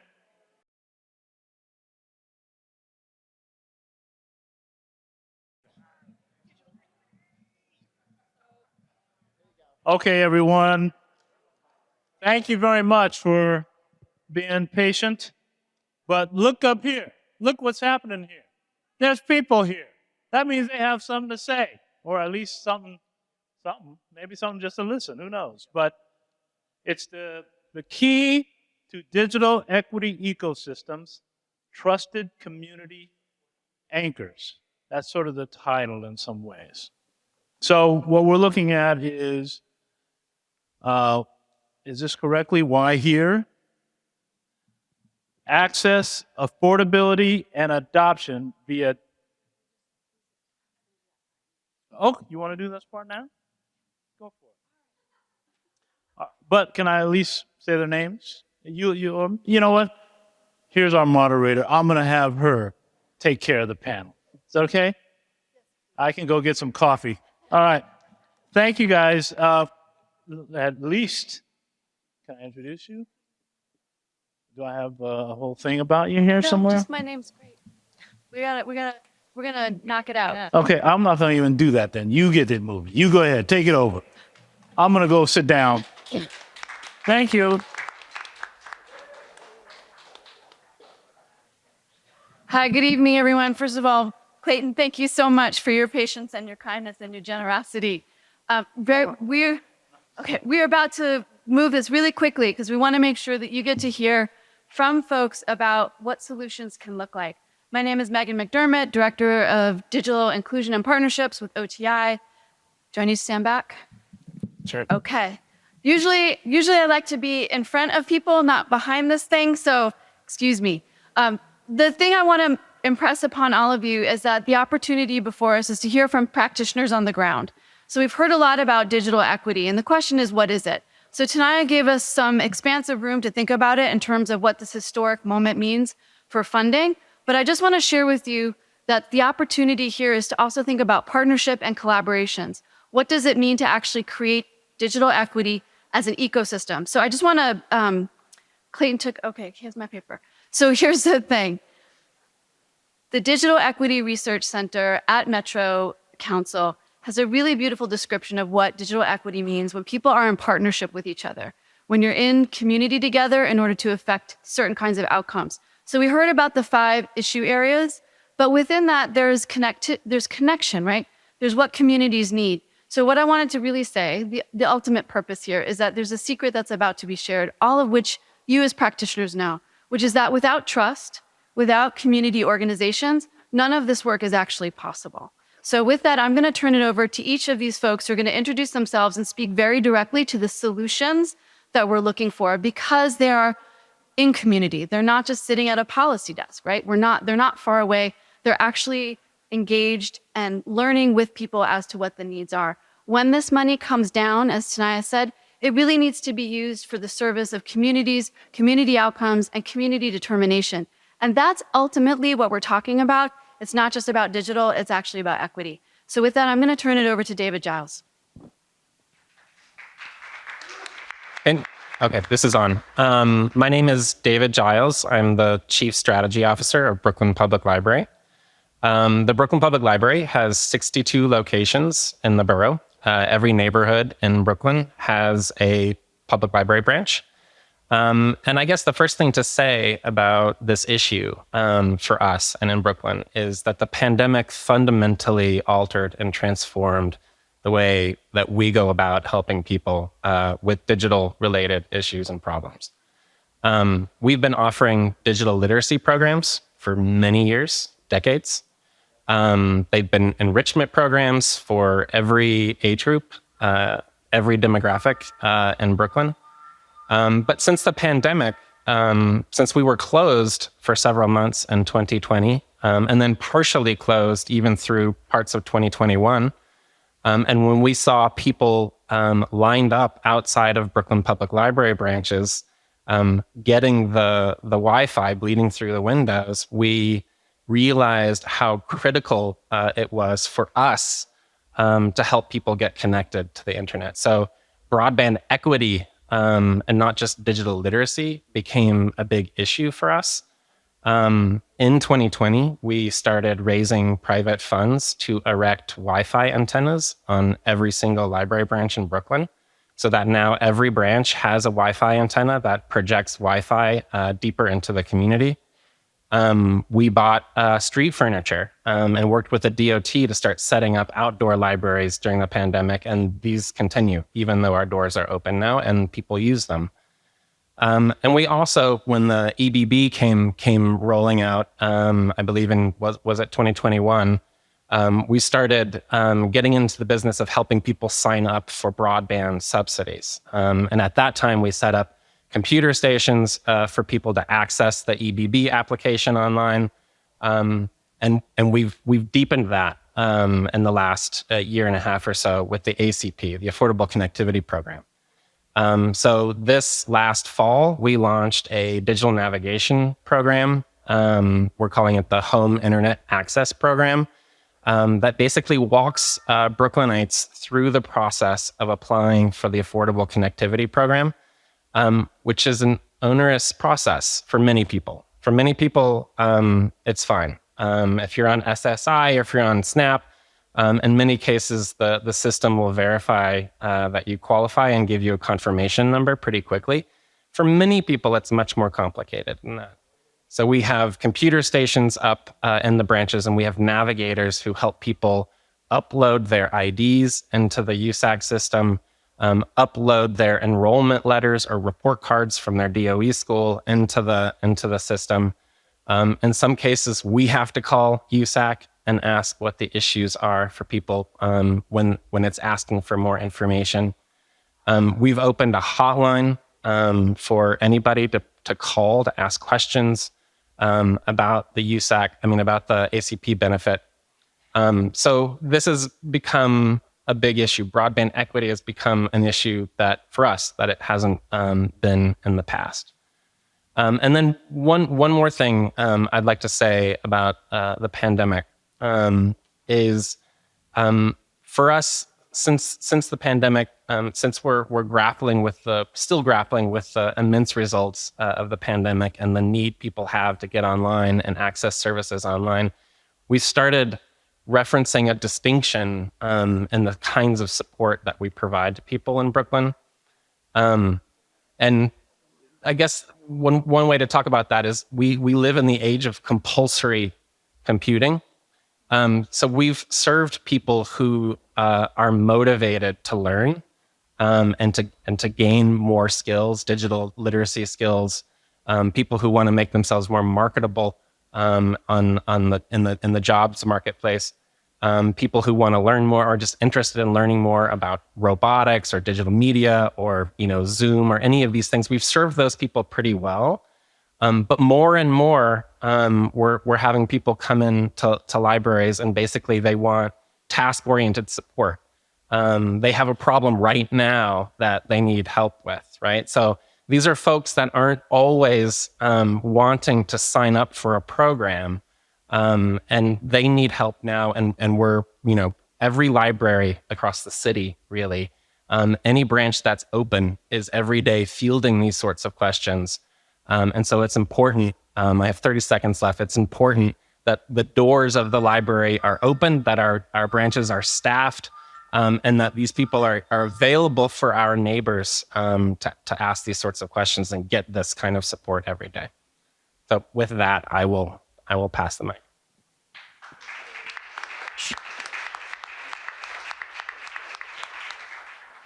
Good afternoon, everyone. My name is Hyun Bae. I am Digital Literacy Coordinator at Queen's Public Library. And I'm so grateful to be here to see so many familiar faces that I haven't seen since before the pandemic, as well as new faces. It's always a good sign when you see new faces. That means that the movement is building and that there's more and more interest in the work that we are doing. So Queen's Public Library serves 2.5 million people living in Queens. We have 66 locations, and we serve everyone who walks through our doors, who connects to our internet, who comes to our virtual programming. And I won't go too much into what David has mentioned. We do all of these things that support our customers. Our job, the way we see it, is to help people maximize the resources that they have available to them, to really find a new job if that's what they want to do, to learn a new language, learn English, whatever skills they need to do, to really foster a positive connection with lifelong learning. And just to highlight a few programs that we have happening right now, we have Queens Connected, which is a program that, in a slightly different way, is attempting to bridge the digital divide and specifically broadband access. We have thousands of Wi-Fi hotspots that are being loaned out at 25 locations that have been selected based on broadband adoption rates, device availability in households, as well as other factors such as whether their location is near NYCHA housing. In addition to that, within Queens Connected, we have laptops to loan, and that is expanding as well. One thing I'd like to say around that, just a number, hopefully that will give you a sense of how this is really important for a lot of people, is that we have around 3,000 hotspots. That's not that many. And there is a real demand for it. I get, I think the numbers currently, circulation numbers, including the lending as well as renewals, currently it's close to 9,000. So 9,000 times people have borrowed or renewed hotspots. And with the addition of laptops, we're going to see that number increase as well. The numbers you might think are low, but or high, depending on where your anchor is. But I can tell you that it is pretty high just because the way that we have this set up is people can borrow hotspots for 2 months and then have up to optional 5 times renewal, allowing them to keep the hotspot for up to a year. Another example to think of it, just kind of to help you picture how libraries are really important in terms of in the ecosystem and how we are a good access point from so many services and things, is just think about a young mother who wants to apply for a job, and this mother has a child. They don't have childcare. One thing they can do is come to the library and get the help they need. The child can be entertained by story time in the morning. The mother can go to the public computing labs and work on their resume. If they're not sure what to put on their resume, or even if they're not sure about how to find a job, there are library staff who can help with that. And I really want to say that even if you are not a young mother, it is actually pretty hard. I'm pretty sure every one of us has tried to apply for a job or something online, and it is a bit of a trial to do all of those things. So it's worth mentioning again. So I think that's it for me. I'll pass on to Monica.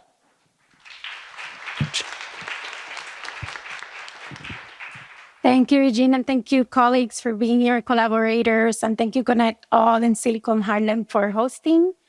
I'm from Make the Road, New York. We are an immigrant and community organization with 25,000 members and offices in Staten Island, Long Island, Queens, Brooklyn, and Westchester, and 25,000 members and counting. And many are from immigrant Spanish-speaking communities in Latin America.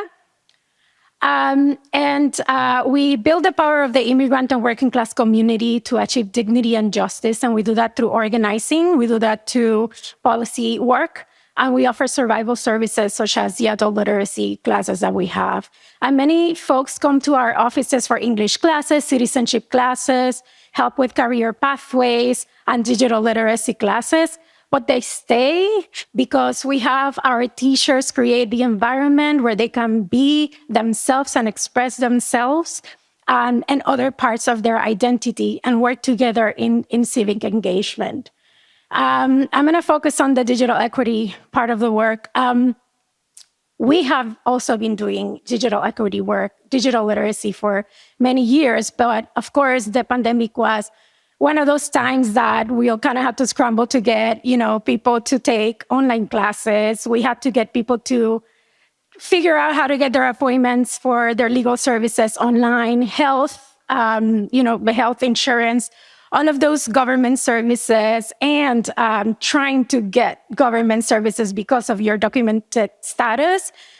We had to figure all that out. And we did that with the help of our first digital literacy and navigation Vista member, Denise Camarillo Cruz, who is here. And we recruited a bunch of volunteers to help with the task of getting people online and the services that they need. We also ran in 2022 a survey to find out deeper about the needs of the community. And we found out that I think more than half of people did not have a laptop or a PC. And now, a year later, I think the other half were counting their kids' computers that they don't use, or they have to give back, or they just don't know how to use them.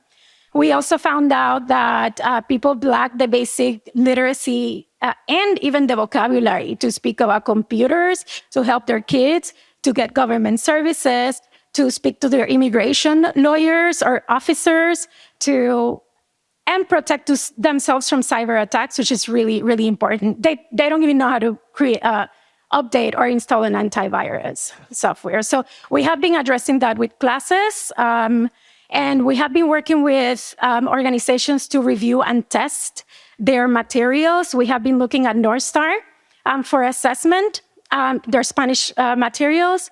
And ultimately, we realized that we need to create our own tools to serve the unique needs of our very specific community, which is very often forgotten. So and I mentioned that because as we're designing solutions, I want to make sure that I say this out there. When it comes to digital equity, not one size fits all. There is not one size fits all solution.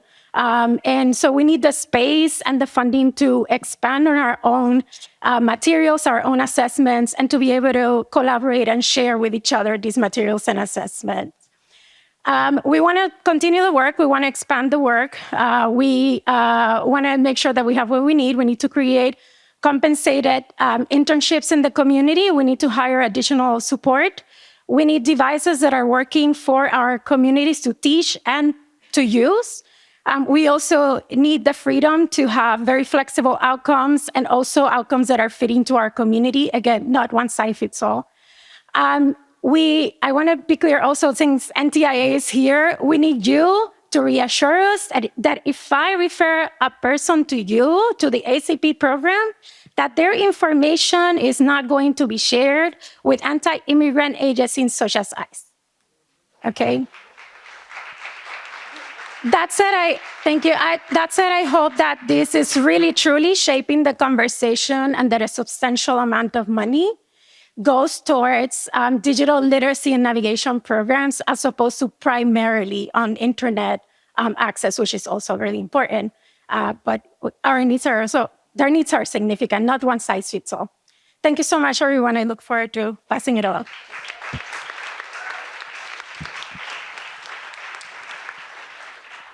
Thank you, Monica. And thank you for stealing my talking point, because I was going to start with that one size doesn't fit all. No, this is perfect. Thank you. So thank you to the folks that organized the event. Thank you, Jolie, for organizing all the tech and keeping us all communicating effectively, which is magnificent. My name's Tom Kamber. I'm the Executive Director of Older Adults Technology Services.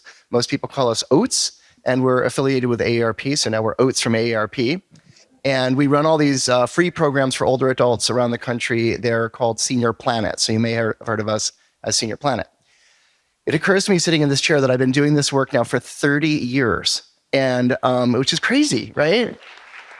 When I was in my 24 years old, I worked on a project called the Technology Opportunities Program, which was from Commerce, and nobody had the internet at home, so they funded community technology centers. There was one here in Harlem called Playing to Win, some people may recall. Rasan Harris, who was their director, is still working in the nonprofit sector here. And I remember wiring low-income housing co-ops up here in Harlem for computers in the Tenants Association offices, and they were funded by Commerce, and we were trying to get people online.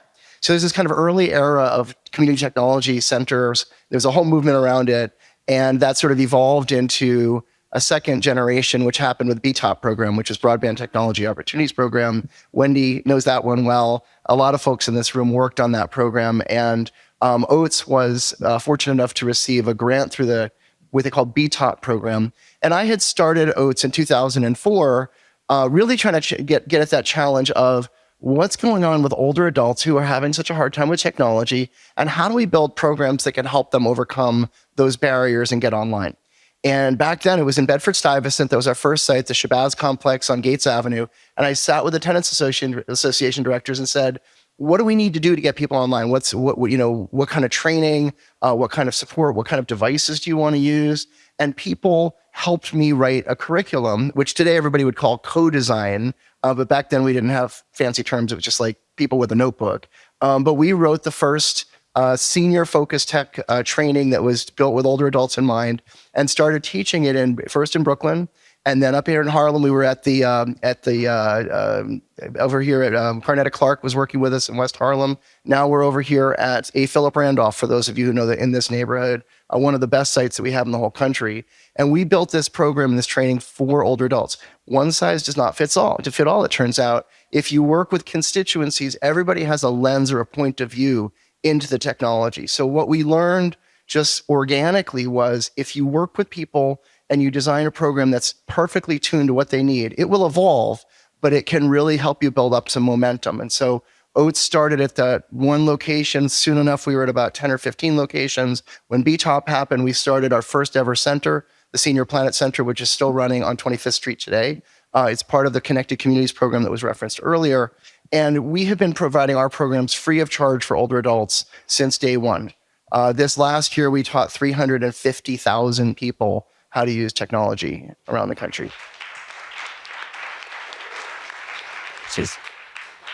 And I will say that New York is the home and the epicenter of all this stuff. It's where all the real action is. And everywhere I go, people are like, what's going on in New York? They gave away all these tablets in NYCHA, and they're doing all this cool stuff with, Make the Road and these different programs, the library systems, like leaps ahead of where a lot of places are. So they're looking to learn from us and get we're kind of a beacon of innovation around this stuff. And it's been really amazing. John Paul Farmer's here now, who helped us with the project when, and I'll finish up real quick because I know we're running low on time here. But when COVID happened, the mayor's office called up and said, we want to give away 10,000 tablets in the housing to residents of public housing. How many people can we train? We put together a program, and we launched for us the first ever online training program, which we'd never done before. We were up all night trying to figure out how do you do a call center. People were getting boxes at their door, and they were like, what is in this box? And then we would call them that day and say, did you get a box? And they'd say, yeah. We'd open it up, and we would talk them through unboxing. Push this button, it should turn on. And then we offered people training. We were able to work with all 10,000 people, but only 2,500 of them took the training, which is fine, right? Some people have their family members. They already know some things. What we got from the 25% though was we had a control group. So we brought in Cornell University and we studied the impact of what we were doing. And that kind of brings me to what this stage 3 is, which is now we're in this sort of new era of broadband inclusion and digital inclusion work. These organizations that have expertise with constituencies, immigrants, ex-offenders, LGBT folks, younger people who maybe were looking for homework help, senior citizens, each of those those constituencies now has mature, engaged partners that are developing strategies. And so we were working with the city to learn what comes of these trainings. We found that if people take a class and they get online, they are twice as likely to make a new friend and twice as likely to build their social networks than folks that didn't take a class. Well, that's kind of a big deal, right? How much do you value a friend or building up new contact, especially for older people who their priority is often how do you rebuild your social network? So we're working with the state now as as the regional partner, I guess, helping with the listening sessions here in New York. We're also part of AARP, so we're actually using these models around the country to have digital inclusion programs that include older adults. We partner with other nonprofits, with libraries. We have 260 partners around the country. And we partner a lot with the private sector groups, with the Verizons and the T-Mobiles, and those they're critical resources as we try to solve these problems. So looking for your suggestions, your ideas, and happy to share today. And also super honored to be sharing this panel. Thank you.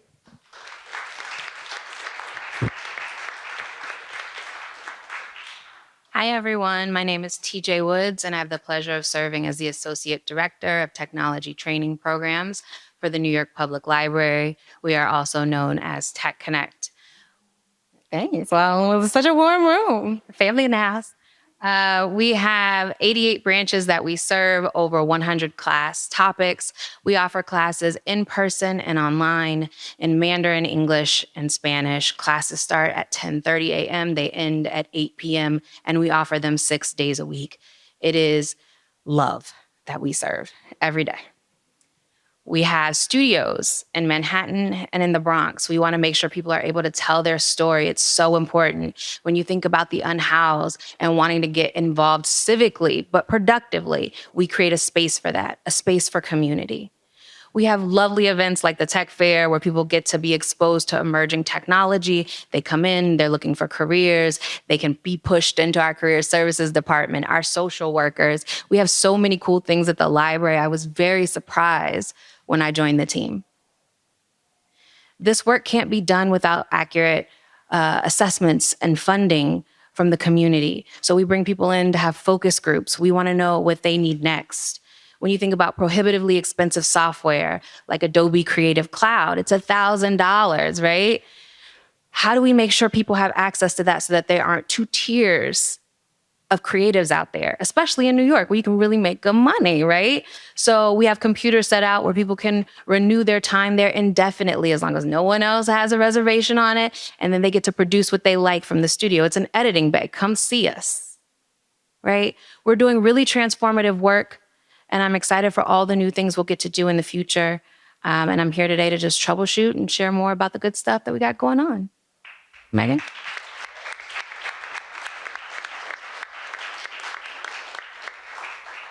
So I know we ran out of time, and initially we were going to have a conversation and questions with you all, but the point is, You heard from folks who are the leading edge, the ground game, the community partners. And so critically, the takeaway here is that for New York State, as you're thinking about the digital equity plan, the expertise is in the room. And it's in our neighbors, it's in our communities, it's with the folks here, the solutions are here, the relationships are here. So just so humbled to be with you in this work and really appreciate you taking time to be with us today. Thank all of you. Thank you, Megan.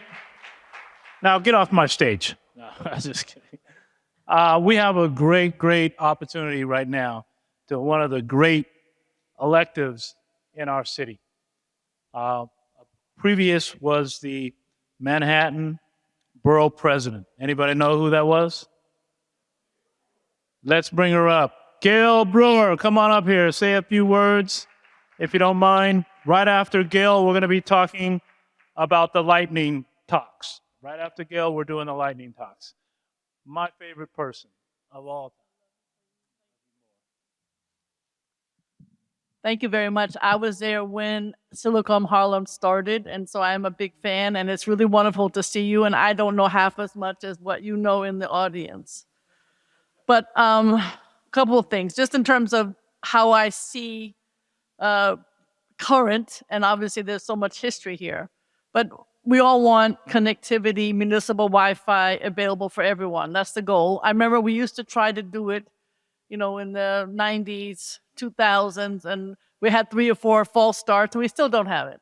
I do not think that putting 5G kiosks everywhere or Link NYC gets us very far. I used to joke and said, do I need to have a contract for the sofa or the chair that would sit next to it? Because it's just not what I consider citywide municipal free Wi-Fi. And half of my community doesn't want those goddamn 5G tall things in their neighborhoods. So, okay, but that's not it. I do think that the panel that you just heard from OATS and the library and the nonprofit organizations is really the way to go, where you have people locally in the community working on municipal Wi-Fi. NYCHA has, under this mayor, worked with, particularly with Spectrum. I do know people, and there are people in the room who know that if you have this Apple program or whatever the hell it's called, then you can get pretty good dollar on Spectrum. If you have Fios, understandably, for whatever reason, the folks at Verizon don't want to do it. So I don't know if it's working. There are people who I know who have Spectrum and they love it, but I don't know how well it's publicized, and I don't know if it works, and there are always a challenge with everything. I do say from the pandemic, when I talk to doctors in the community who are really working in the community, telehealth is what changed everything. So whether it's telehealth for seniors, telehealth for families, and so it's one more reason that we absolutely have to have the kind of connectivity that is real and not made up. So that's important. And the schools, I can tell you, despite, every 5 years you need all new equipment. It mostly comes from the city council or others that are working on what we call Reso A. It doesn't happen every 5 years. The schools are, in many cases, way behind unless they're a parents association or special grants that the principals are smart enough to get. So don't think that the schools all have great technology, because they don't.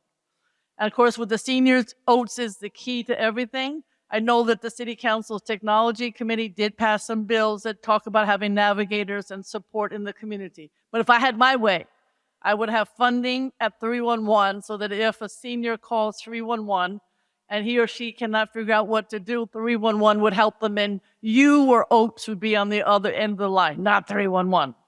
But that hasn't happened. That's what I asked. It has not happened. But that's what we want for the seniors. I will also say, in terms of the libraries and the schools, my understanding is the folks in Washington, the FCC, won't do it, although it is still being discussed. I went to Washington, I testified years ago, I was told no. E-rate to bleed out into the neighborhood. Because then if E-rate bleeds out into the neighborhood, then small businesses and others, residents, could get that kind of support. That would be really important. Something interesting about the asylums. I'm in all the hotels. I go constantly, both to the HERCs and the DHSs. Not one person has asked for a phone. The city seems to have 1 million phones. I don't know, they seem to have them in a warehouse or something. Not one person has asked for them. Every single person who is coming across the border or in a plane has a phone. And they're using it for translation as well as for the other aspects of trying to figure out the world of New York City, whether it's jobs or benefits. Everything is legal or illegal. As the mayor said, I said, I don't care whether they get a legal or illegal job. And the mayor said, I agree with Gale Brewer. The other issue, of course, is just how do you deal with the small businesses in general? It was very interesting during the pandemic. I was borough president. The downtown bids, send out an email, everybody got it. The uptown, you had to go door to door to door to get information that was so important to their survival. So we still have a huge digital divide. We have a big language issue. Every single day there's a new manager and often speaking many different languages, so we are not completely technology savvy in terms of the businesses. I will also say, and I don't know if Al Leidner's here, but he's one of my heroes also. He and his partner, Wendy, are doing the amazing underground work, as I call it. There are people here who know more about it than I do, but basically he has a grant from the feds to working with NYU. They're going to be doing what we dreamed about for years, which is to know what the hell is under the streets.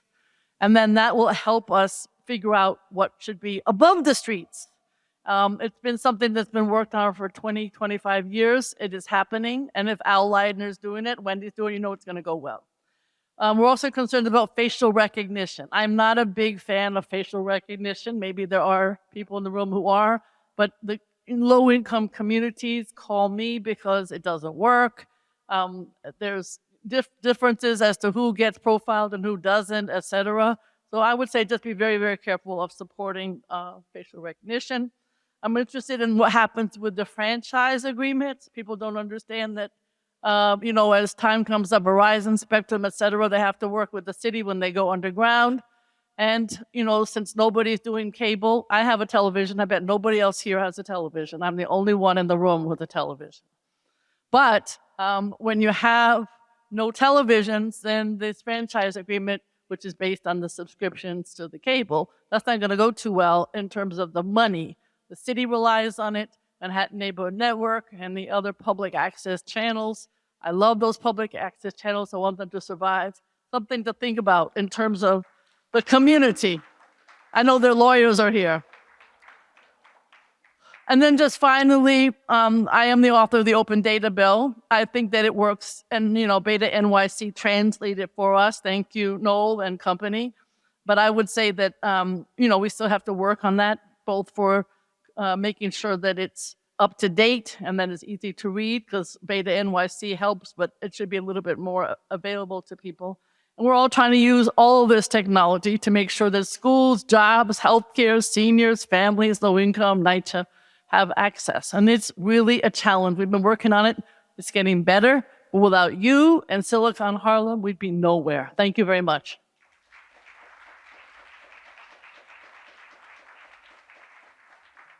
Thank you, Gale Brewer. An awesome, awesome person for our beautiful city here. I definitely want to acknowledge the fact that we're moving right into the lightning round. Josh, are you going to come up here and navigate that? So we're going to do that. Right after that, we're doing the breakouts and food.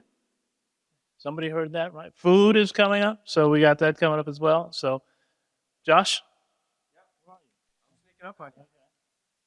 Okay, so we're going to keep it moving. The lightning round. I'm going to ask all of our ISP partners so we can move quickly to come over to this side of the room. We have an order that we're going to go in. I think we used a very complicated AI-powered algorithm to select the order. Tanaya, we pulled from a hat, right? That was the way we did it. But I want to say, really appreciate all of these internet service providers that are working to bring internet service to New Yorkers in a variety of ways, being here today, and all the work they do every single day across the city. We gave them, it's going to be 3 minutes each, and we're going to move it quickly. But here's the thing that I want to say about this, and where we talked and planned with them. They're not here to sell a product, right? the goal of what they're talking about is how they approach partnerships, because ultimately when we're getting people online, that's what it's going to take. It's going to take partnerships. So each one of them is going to talk about how they approach that kind of work. I will run the timer to try and again keep it moving, and ask them to come up to the stage in order. And again, just really appreciate each one of them being here today. And I'm just going to say that their company name and allow them to introduce themselves and the work that they do and how they approach the potential for partnerships. Let's start with Starry.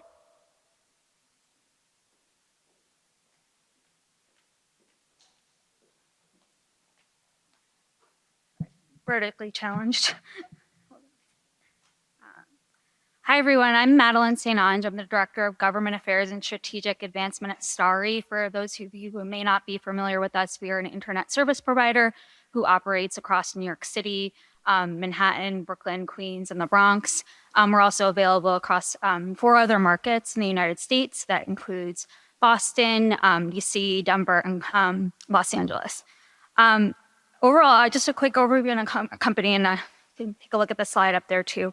We're founded on the belief that everyone deserves access to affordable and high quality internet no matter where they live.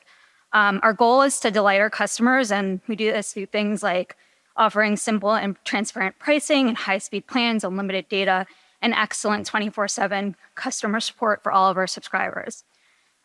We launched our service in New York City in 2018, and that same year we also launched our digital equity program, Starry Connect, which offers ultra low cost, low barrier broadband options specifically for families living in public and affordable housing communities. When we kind of started to shape this program, we saw that in our urban areas, primarily where we're providing service, the digital divide disproportionately affected families primarily living in subsidized housing. So we intentionally focused our program on serving that portion of the population to have the greatest impact. Instead of requiring residents to go through individual eligibility requirements to qualify for our low-cost plan, we just partner directly with public and affordable housing owners to offer it across their entire community. And kind of I think that's really important just in terms of how we build trust across these communities. It's really about breaking down some of those barriers that traditionally prevented them from gaining access in the past. The majority of these communities that we work in they range from low to middle income communities, and the spectrum of things that residents are worried about home broadband can often be pretty low on the list when you're thinking about things that they deal with, like food insecurity, health and safety issues, financial insecurity, and a myriad of other challenges. And, of course, broadband can be a great asset to helping with those challenges. It's often, if it's too difficult to gain affordable access, it often falls by the wayside. So really, that's kind of our first layer in terms of dealing with how to build trust across these communities. And then the second piece is just really putting in the work. Our team makes it if you can go to the next slide, kind of highlight some of this work, but our team makes it a priority to forge very strong relationships with all of our public housing and affordable housing partners, from the property ownership to the tenant leadership to each resident in the community. We're a very collaborative and engaged partner. And in many cases, you can say that a Starry employee is a friendly and familiar face in these communities. It's also how we identify other ways that we can support these communities. You'll see there that we've done initiatives like hosting back to school drives, doing food drives, sponsoring scholarship dinners, and partnering with other organizations like Microsoft and everyone on to support device access and digital literacy and education sessions within these communities. So I think that our kind of whole community approach to working across these communities is really important and help building that trust, and that trust helps increase broadband adoption and adoption of government programs like the ACP. So that's sort of the linchpin of how we approach our work across our public and affordable housing communities that we serve. And with that, I'll head over to the next one. Thank you. Thank you, Maddie.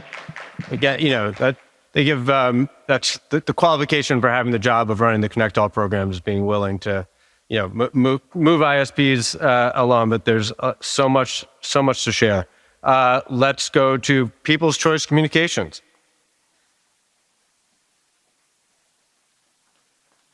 Thank you, everyone. Thank you for allowing me a chance to speak. Thank you, Mr. Banks, also for giving me the invitation. So our company, to briefly go over it, we are a group of IBEW Local 3 members, worked for the cable company Time Warner Cable before Spectrum took over. When Spectrum took over, the workforce ended up going on strike. So the striking workers figured we had to do something different to try to turn things around. So we decided to come up with a plan. As union members do, we banded together and we put together a business plan.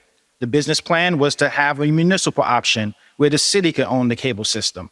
We presented that to elected officials. They liked the plan, but nobody actually took it and moved forward with it. So you said, you know what, we're union workers, let's go to work. We decided to move forward with the plan anyway. So the next phase was People's Choice Communications. The idea was we already know how to build the system. The customers want something different. So let's join together and rebuild the system we built again, this time having the workers and the owners, workers and the customers as the owners of the system. So in doing that, I think it was the 30th of the strike that the pandemic hit more heavily. And now it was highlighted even more of how many people were without service. So building out these systems, we were able to start building in the most affected areas, which was public housing, affordable housing, supportive housing. And what picked up and what we were doing were things like Forbes magazine picked up and said we were able to provide service cheaper than tap water. The reason we were doing this is because our prices were so low. The emergency broadband benefit at the time, we were able to utilize this and able to provide free service for the residents there and continue to build out on that program utilizing those funds. The goal of our company is to be able to reinvest the money that people would normally spend on their bills back into the same communities we serve.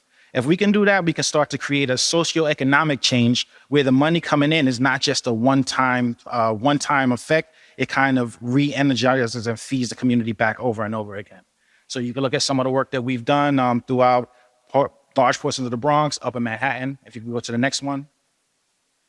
We were able to utilize the ACP benefit and create a custom API where we were able to streamline the process and help people get online more smoothly through the process and also give them $11 laptops, a service that's not utilized as often, but we know our people needed it. We will also be able to fast forward one of our programs and hire people from the communities we're serving, creating a digital stewardship program so that people there can actually work in the system that they build, and that could kind of start that ecosystem. If you go next. So where we started was from a place where people said that we weren't going to be able to do what we did, and we did it. Where we are now is to try to expand and continue to build and move this forward. As we talk about billions of dollars that are about to come down from the state to feed this, the question is, what are we going to do and how are we going to do this? And the way I see it is, when you're talking about billions of dollars, I don't know if everybody ever heard the expression of teach a man to fish. So kind of that, when you're talking about billions of dollars, you're not really doing a fish, you're doing more like a full lobster dinner. So if it's us sitting at the table, I think we understand better of how it is, how it works. We will take that lobster dinner and say, you know what, given money you're gonna do for that lobster dinner, we're gonna go down the block and get some whitings to make sure the entire family can eat, because we need to eat. We're gonna take that extra money. We know somebody on the block who used to be a fisherman and get a fisher boat. And with that money, we're gonna make sure everybody can continue eating, use the extra money, and we'll buy a lobster boat. Now the people that have to buy lobsters all the time, we can feed them and we have enough money that we can make lobster flakes and sprinkle it on all our food if I want. All right. Thank you, Troy. Thank you so much, everyone. All right. Thank you, Troy. Next, we're going to hear from Altice.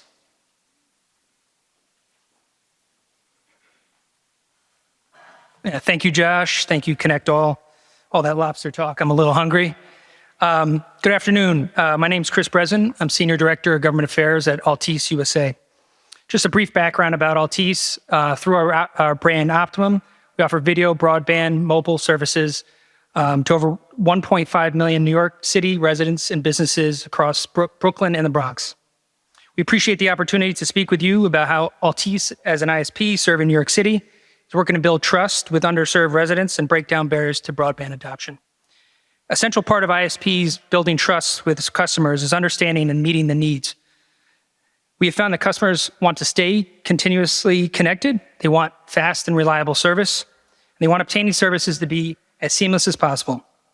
By addressing affordability, forming public-private partnerships, and working with community partners, we can address and close gaps in broadband adoption. Affordability is at the center of getting underserved residents connected to the internet and keeping them connected. Customers experience financial difficulties, will often disconnect their broadband subscription, leaving families without a critical resource. That's why we're participating in public-private partnerships like Big Apple Connect, which provides residents of NYCHA with free, high-speed broadband. This baseline broadband connection provides NYCHA residents with uninterrupted connectivity. There are many other barriers other than affordability, however. Making it easy for underserved New Yorkers to participate in broadband programs is essential. Big Apple Connect streamlines sign up for services, only requiring residents to opt in. We provide on-site installations and a dedicated service line. We also partner with the city to connect family homeless shelters during the pandemic so that students could participate in remote learning. Shelter residents did not need to contact us, provided service directly to 7,000 units at more than 140 New York City family homeless shelters. All of our customers want a fast and reliable service that their families can count on at a great value. Over the past several years, we've been investing in our network with our fiber to the home network across New York. This network will deliver symmetrical, multi-gig broadband services to homes and businesses. We recognize the need to provide high-speed broadband to meet the next generation's needs. We understand that closing the digital divide requires a holistic approach using the synergy of government, ISPs, and community organizations to effectively get residents connected and to remain connected. We have partnerships with community organizations across our footprint who have established trust with residents to provide digital literacy resources and broadband assistance. As ConnectALL develops their digital equity plan, we encourage funding to support public-private partnerships like Big Apple Connect across the state, as well as funding for trusted community partners that provide digital navigator services and digital literacy services to eligible populations. Again, we appreciate the opportunity to participate in today's listening session and look forward to continuing to collaborate. Thank you.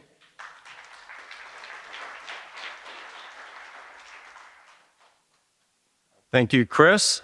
And now we'll hear from Exchange. Good afternoon and good evening, everyone. You see Skywire up there. You're going to be the first to see our new logo. Exchange Telecom, I'm Doug Turtz, I'm the CEO, has been around in New York for 20 years. And we think about things, I think, a little bit differently from the perspective of infrastructure and coverage. We are very much a local company. Our executives are here, our call centers are here, our staging is here. When we go out into community, we reach out to local leaders, to the community leaders, and we want to partner side by side with them to figure out where those gaps exist. We want to talk to New York City and talk to the residents about where the missing areas of connectivity are, and we want to fill them in. We then, of course, have all the programs like ACP, where we do staging, training, have people that speak multiple languages in our call centers with our headquarters in Brooklyn, new office that we're opening in Manhattan as we continue to expand out in the footprint here. We have 25,000 residents. And if you look back to the history of 2002 when Exchange started, it was predicated on underserved and digital deserts. We don't like to say digital deserts anymore because we do think there's some level of connectivity with the great people that are here talking to you tonight. But the question is, how do you make it even stronger? So we look at these zones, we use a lot of combination of fiber and fixed wireless to bring connectivity as far out, as fast out, and as reliably out to our constituents and to our users of our service. In doing so, we believe that this is the kind of connectivity that can be turned up very quickly. The equipment vendors that we have, who we partner with, are lockstep with us in figuring out where we can go next. And that is what we like to do. So we are in the process right now of zoning out all of New York and New York Metro. And I know we've talked today. We have someone from New Jersey here where I grew up, which is great because we're looking at our next expansion across the river because we want to bring this same density and this same feeling to the people that we have, where we've turned up Jersey City, we're turning up Newark right now. So these are the places we will serve next as we continue to densify in and edge out. It's really an exciting time. Skywire is a name because we also do business. And the reason I mention that is because our business services are what predicated the resiliency and redundancy within our network. That same network now has been morphed together as we've become one unified company, and that brings that same service out to the residential customers. We learned during COVID that you can be home, you could be at work, you can be hybrid, and having something that affords that same experience is really something our customers appreciate, and we appreciate our customers and the community. Thank you very much.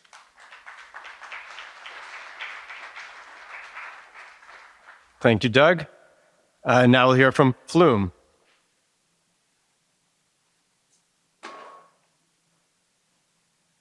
Good afternoon, everyone. I'm Prashant, the CEO and co-founder of Flume Internet, and we are a last-mile fiber-to-the-home ISP here in New York. Flume generally uses unused fiber cables or open access networks to deliver fiber to homes across New York City and other cities across the US. We believe that with the new impending infrastructure build, over 20 million homes will be enabled with such open access or unused wholesale fiber opportunities over the next 7 to 10 years.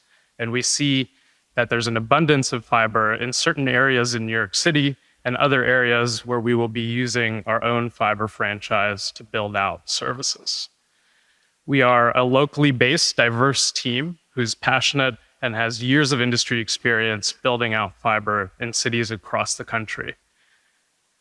Today, I want to spend a couple of minutes talking about one of our favorite projects. Now, this is a 2-hour case study that I'm going to cram into the next 2 minutes, so bear with me. But for our initial anchor build out, we deployed into about 5,000 NYCHA homes in 2021 over the course of 3 months. This was spurred by the 2020 RFEI that was put out by the city. And for those of you ISP folks who have been trying to deploy into NYCHA and build new infrastructure, we believe that this is warp speed for these kind of projects. The project itself for us had 2 extremely positive vectors of growth. 100% of our fiber to the home installations were completed by technicians that we trained and workforce developed with other local community organizations who had never done any fiber work before. And so we think that that's a model we can scale across plenty of other projects. The second big number that we feel a lot of pride about is that about 20% of our subscribers in this footprint are signing up for their first ever home internet connection. And we think that that's proof that these type of programs do work. We couldn't have done any of this without leaning on the NYCHA tenant associations or the local community-based organizations. In fact, about 50% of our ACP onboarding of our subscribers happened at local community organization sites with a Flume and local CBO employee working hand in hand. In addition, we had to spend a lot of time investing in digital equity and onboarding. This means multilingual support, as well as even creating email domains for our subscribers so that they could sign up for the ACP process. One of our biggest challenges has been around ACP uptake, and we continue to lean on folks to help us raise awareness from subscribers.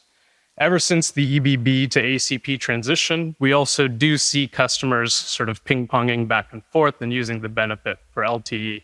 And these are all challenges we think we can solve shortly. The project itself for us is a great economic success and continues to be as we have uptake and growth. We believe that with the impending BEAD funding, the barriers to entry for bringing in more options for New Yorkers will be solved, and that more and more of these projects can flourish across the state. Thank you all.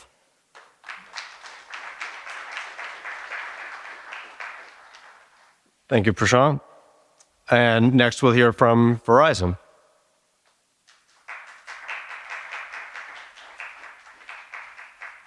Good afternoon. My name is Tabanya Davis, and I'm Regional Director of Government Affairs and Public Policy at Verizon. This is an exciting time for New York State, having over $1 billion of funding to be able to finally connect everyone who's been unconnected for so long. And Verizon has deep-rooted connections within New York State, from Montauk to Buffalo. We have over 100 years experience in terms of building the best-in-class networks. And particularly for New York City, we're the only provider that has a robust wireless as well as wireline network. In fact, we are 100% built in all NYCHA developments across the 5 boroughs. So given last year's launch of the ACP program, which you guys have heard a lot about today, this allows every resident within NYCHA to have free broadband within Verizon services. What we provide is upload and download speeds at 300 over 300 megabits per services. And we also provide no annual contracts, no hidden fees, as well as no data caps. So currently, the ACP adoption rate is hovering around 40%, which means that there are a lot of people out there that are eligible for this benefit and still not taking advantage. On the screen, I put a QR code up where you can scan on your phone and get the sign-up process going, because we need to have those enrollment numbers go higher. At Verizon, we are committed to raising awareness on the ACP. Over the last year, we've done over 150 events across the 5 boroughs, which includes partnerships with NYCHA developments, as well as food pantries and senior centers. The strategy was simple. We just wanted to meet people where they were at. And certainly, we heard earlier today from some partners that we work with, including the New York Public Library, as well as OATS. But even with these successes, there's still more work to be done. From the work that we've done in terms of reaching out with communities, when we reach a person who's unconnected to broadband and has never been connected to broadband, it's rarely an issue of availability. And certainly with the ACP program, it's no longer an issue of affordability. It's more practicality. So if you've never had broadband before in your home, what's the chance that you have a laptop or a tablet? Very unlikely, and Senator Parker raised this. We agree with him. We believe that the lack of training in devices in homes is a major reason why many New Yorkers are remaining unconnected. And to that end, ultimately, when we're talking about the importance behind broadband, we can make no mistake about it. When we talk about the importance to the city's overall economic development, we're talking about a New Yorker's ability to remote learn, to remote work, to be involved in telehealth. And so it's important just to remember that the internet connection is not the sole solution, because of these all other factors that are so important. So to move the needle forward, Verizon is committed to our work on digital equity and education, and we look forward to working with the ConnectALL office and forming public and private partnerships that's going to ensure that this historic amount of funding is going to ultimately solve the goal for all of us, which I believe is to make sure every New Yorker is going to be connected. Thank you.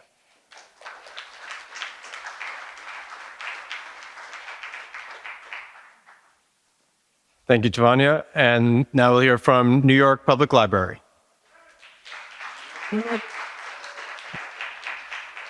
Thanks, Josh. Thanks, everyone. It's interesting. I was getting out the car today, and I put my NYPL wireless hat on, and I'm joined by my director of strategy. I said, "Why are you wearing that?" So I just wanted to see the reaction of everybody. And I was looking at some of my colleagues who are joining the panel, like, NYPL and wireless, what's the library doing in this space? Well, exactly that. In the previous panel, a lot of my colleagues from NYPL, QPL, and Brooklyn talked about some of the issues that we saw after the lockdown. People coming to the libraries trying to get a Wi-Fi bleed. And all of our presidents were wondering, how do we get the service that we provide in our libraries further out into the communities? And so I was having a conversation with my peers in Brooklyn and Queens, and they said, well, they're going to go ahead with the Wi-Fi antennas to try to make that stronger. We decided to look at a new technology that's in the cellular space called private LTE or CBRS. And we decided to be able to operate in that space. We set up antennas on 5 of our libraries, broadcast that into the neighborhoods in controlled territories, provided networking kits so people were able to come and get Chromebooks and something similar to a Wi-Fi router, take it home, plug it up, and connect to our service. So we did it as a pilot just to be able to determine whether or not it would work. We found that under the right circumstances, we're able to broadcast this reliably. So phase one was a success. We're looking at now phase two, which is to partner with organizations like my colleagues over there at CTNY, Silicon Harlem, and others to actually connect our antennas to affordable housing buildings and actually broadcast the signal directly in those buildings so that New Yorkers won't necessarily have any barriers or obstacles, whether regarding their device, if it's a laptop or a phone. They should be able to see the NYPL wireless signal and get onto it. We're not a direct competitor to the other folks on the panel, primarily because we're even looking to get some of them to use our roofs to broadcast the signal. But we think we're in a space where some of our colleagues talked about issues of privacy. So we don't collect your data. We're not going to give it to anybody. That's just how we roll. We're about collaboration. We're a 125-year-old organization. We do networking. We obviously are into the wireless space, and I think we and the private industry can work together to actually come up with a solution once and for all to a problem that, as many people are saying, it should be a right just to have this, and we're trying to do our part. Thank you.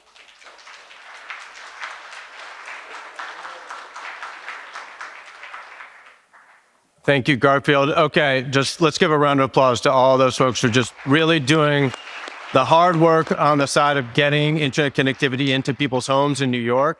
I have the great pleasure of having had lengthy conversations with all these folks, and I encourage you to follow up with them to learn more and to think about how there could be partnerships. Going to hand it back to Clayton to transition to the second half of our program today. Thank you all. One more time for Clayton Banks, our MC. Get out of here. Well, I do have good news. The food is ready, so we're going to ask you to certainly get ready for these oncoming sessions that we want to have with individuals, meaning that we're going to have 3 different areas that we're going to have listening lessons, but you can pick up some food and go to one of those locations. We have our facilitators that are going to be running those 3 areas. So one of the, let me give you the name. So Monique Tate, who's the co-director of Community Tech NY, and it'll be in, Kevin Alexander will be in that same space, President, CEO, Rockaway Development and Revitalization Corps. The second one is going to be moved by Antoinette Gregg, Associate Director, the Knowledge House. I hope you know about the Knowledge House. The Bronx. So, and then Allison Jeffrey, Managing Director of Digital Access Phipps Neighborhoods. Awesome.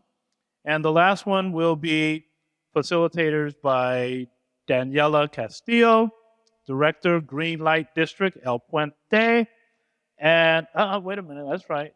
And then there's also Gusan Effie, Community Coordinator for the Hunts Point Community Network. So those who can navigate people to the right space, they got to go as quickly as possible. Quickly as possible. Greta, you want to say anything? Greta is like trying to coordinate this. Huh? Okay. Okay, so that's Gason Effie from the Point CDC. I pronounced it. Gason is over here. Facilitators, if you could please stand up so that we can. Hand up like that. That's good. Okay. So we got Kevin over here, and he will be with Monique in the green suit. Monique, say hi. They will be in room 205. And then we'll have Antoinette and Allison. Can y'all say hi? In room 206. And then we'll have Danny and Gason in room 232. So 205 and 206 are upstairs up on the that side of the building. 232 is on that side of the building, and you can get to both through this staircase. So these are all the same breakouts, like you're going to do the same thing in each breakout. So we'll have, if you're sitting on that side of the room, okay, you want to do it here? Here, Alex, please. If you're, see this pillar here? If you're on this side of the pillar, you'll go into breakout room 205. So remember that. You are all 205. If you're in the center of the room between these two pillars, please go to breakout room 206. Remember that you are 206. And then if you're on the left side of the room, my left, you are breakout room 232. Remember that you are 232.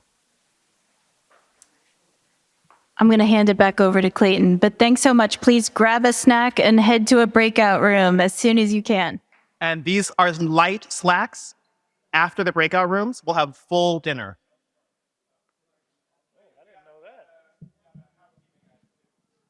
Okay.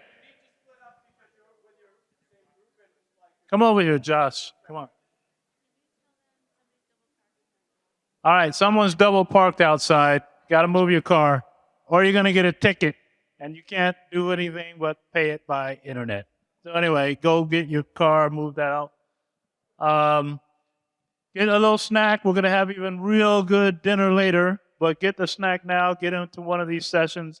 Room 205, room 206, room 232. It's the same conversation in all three, so you don't have to worry which one you're going to. Just get in there and say something.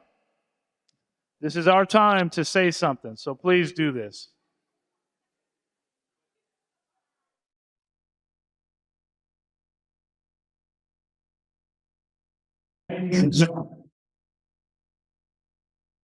Ladies and gentlemen, I just wanted to say, you are the best. The work that you guys have done today has been incredible. This goes all the way up to the top. So I'm very excited to see the outcomes from this event.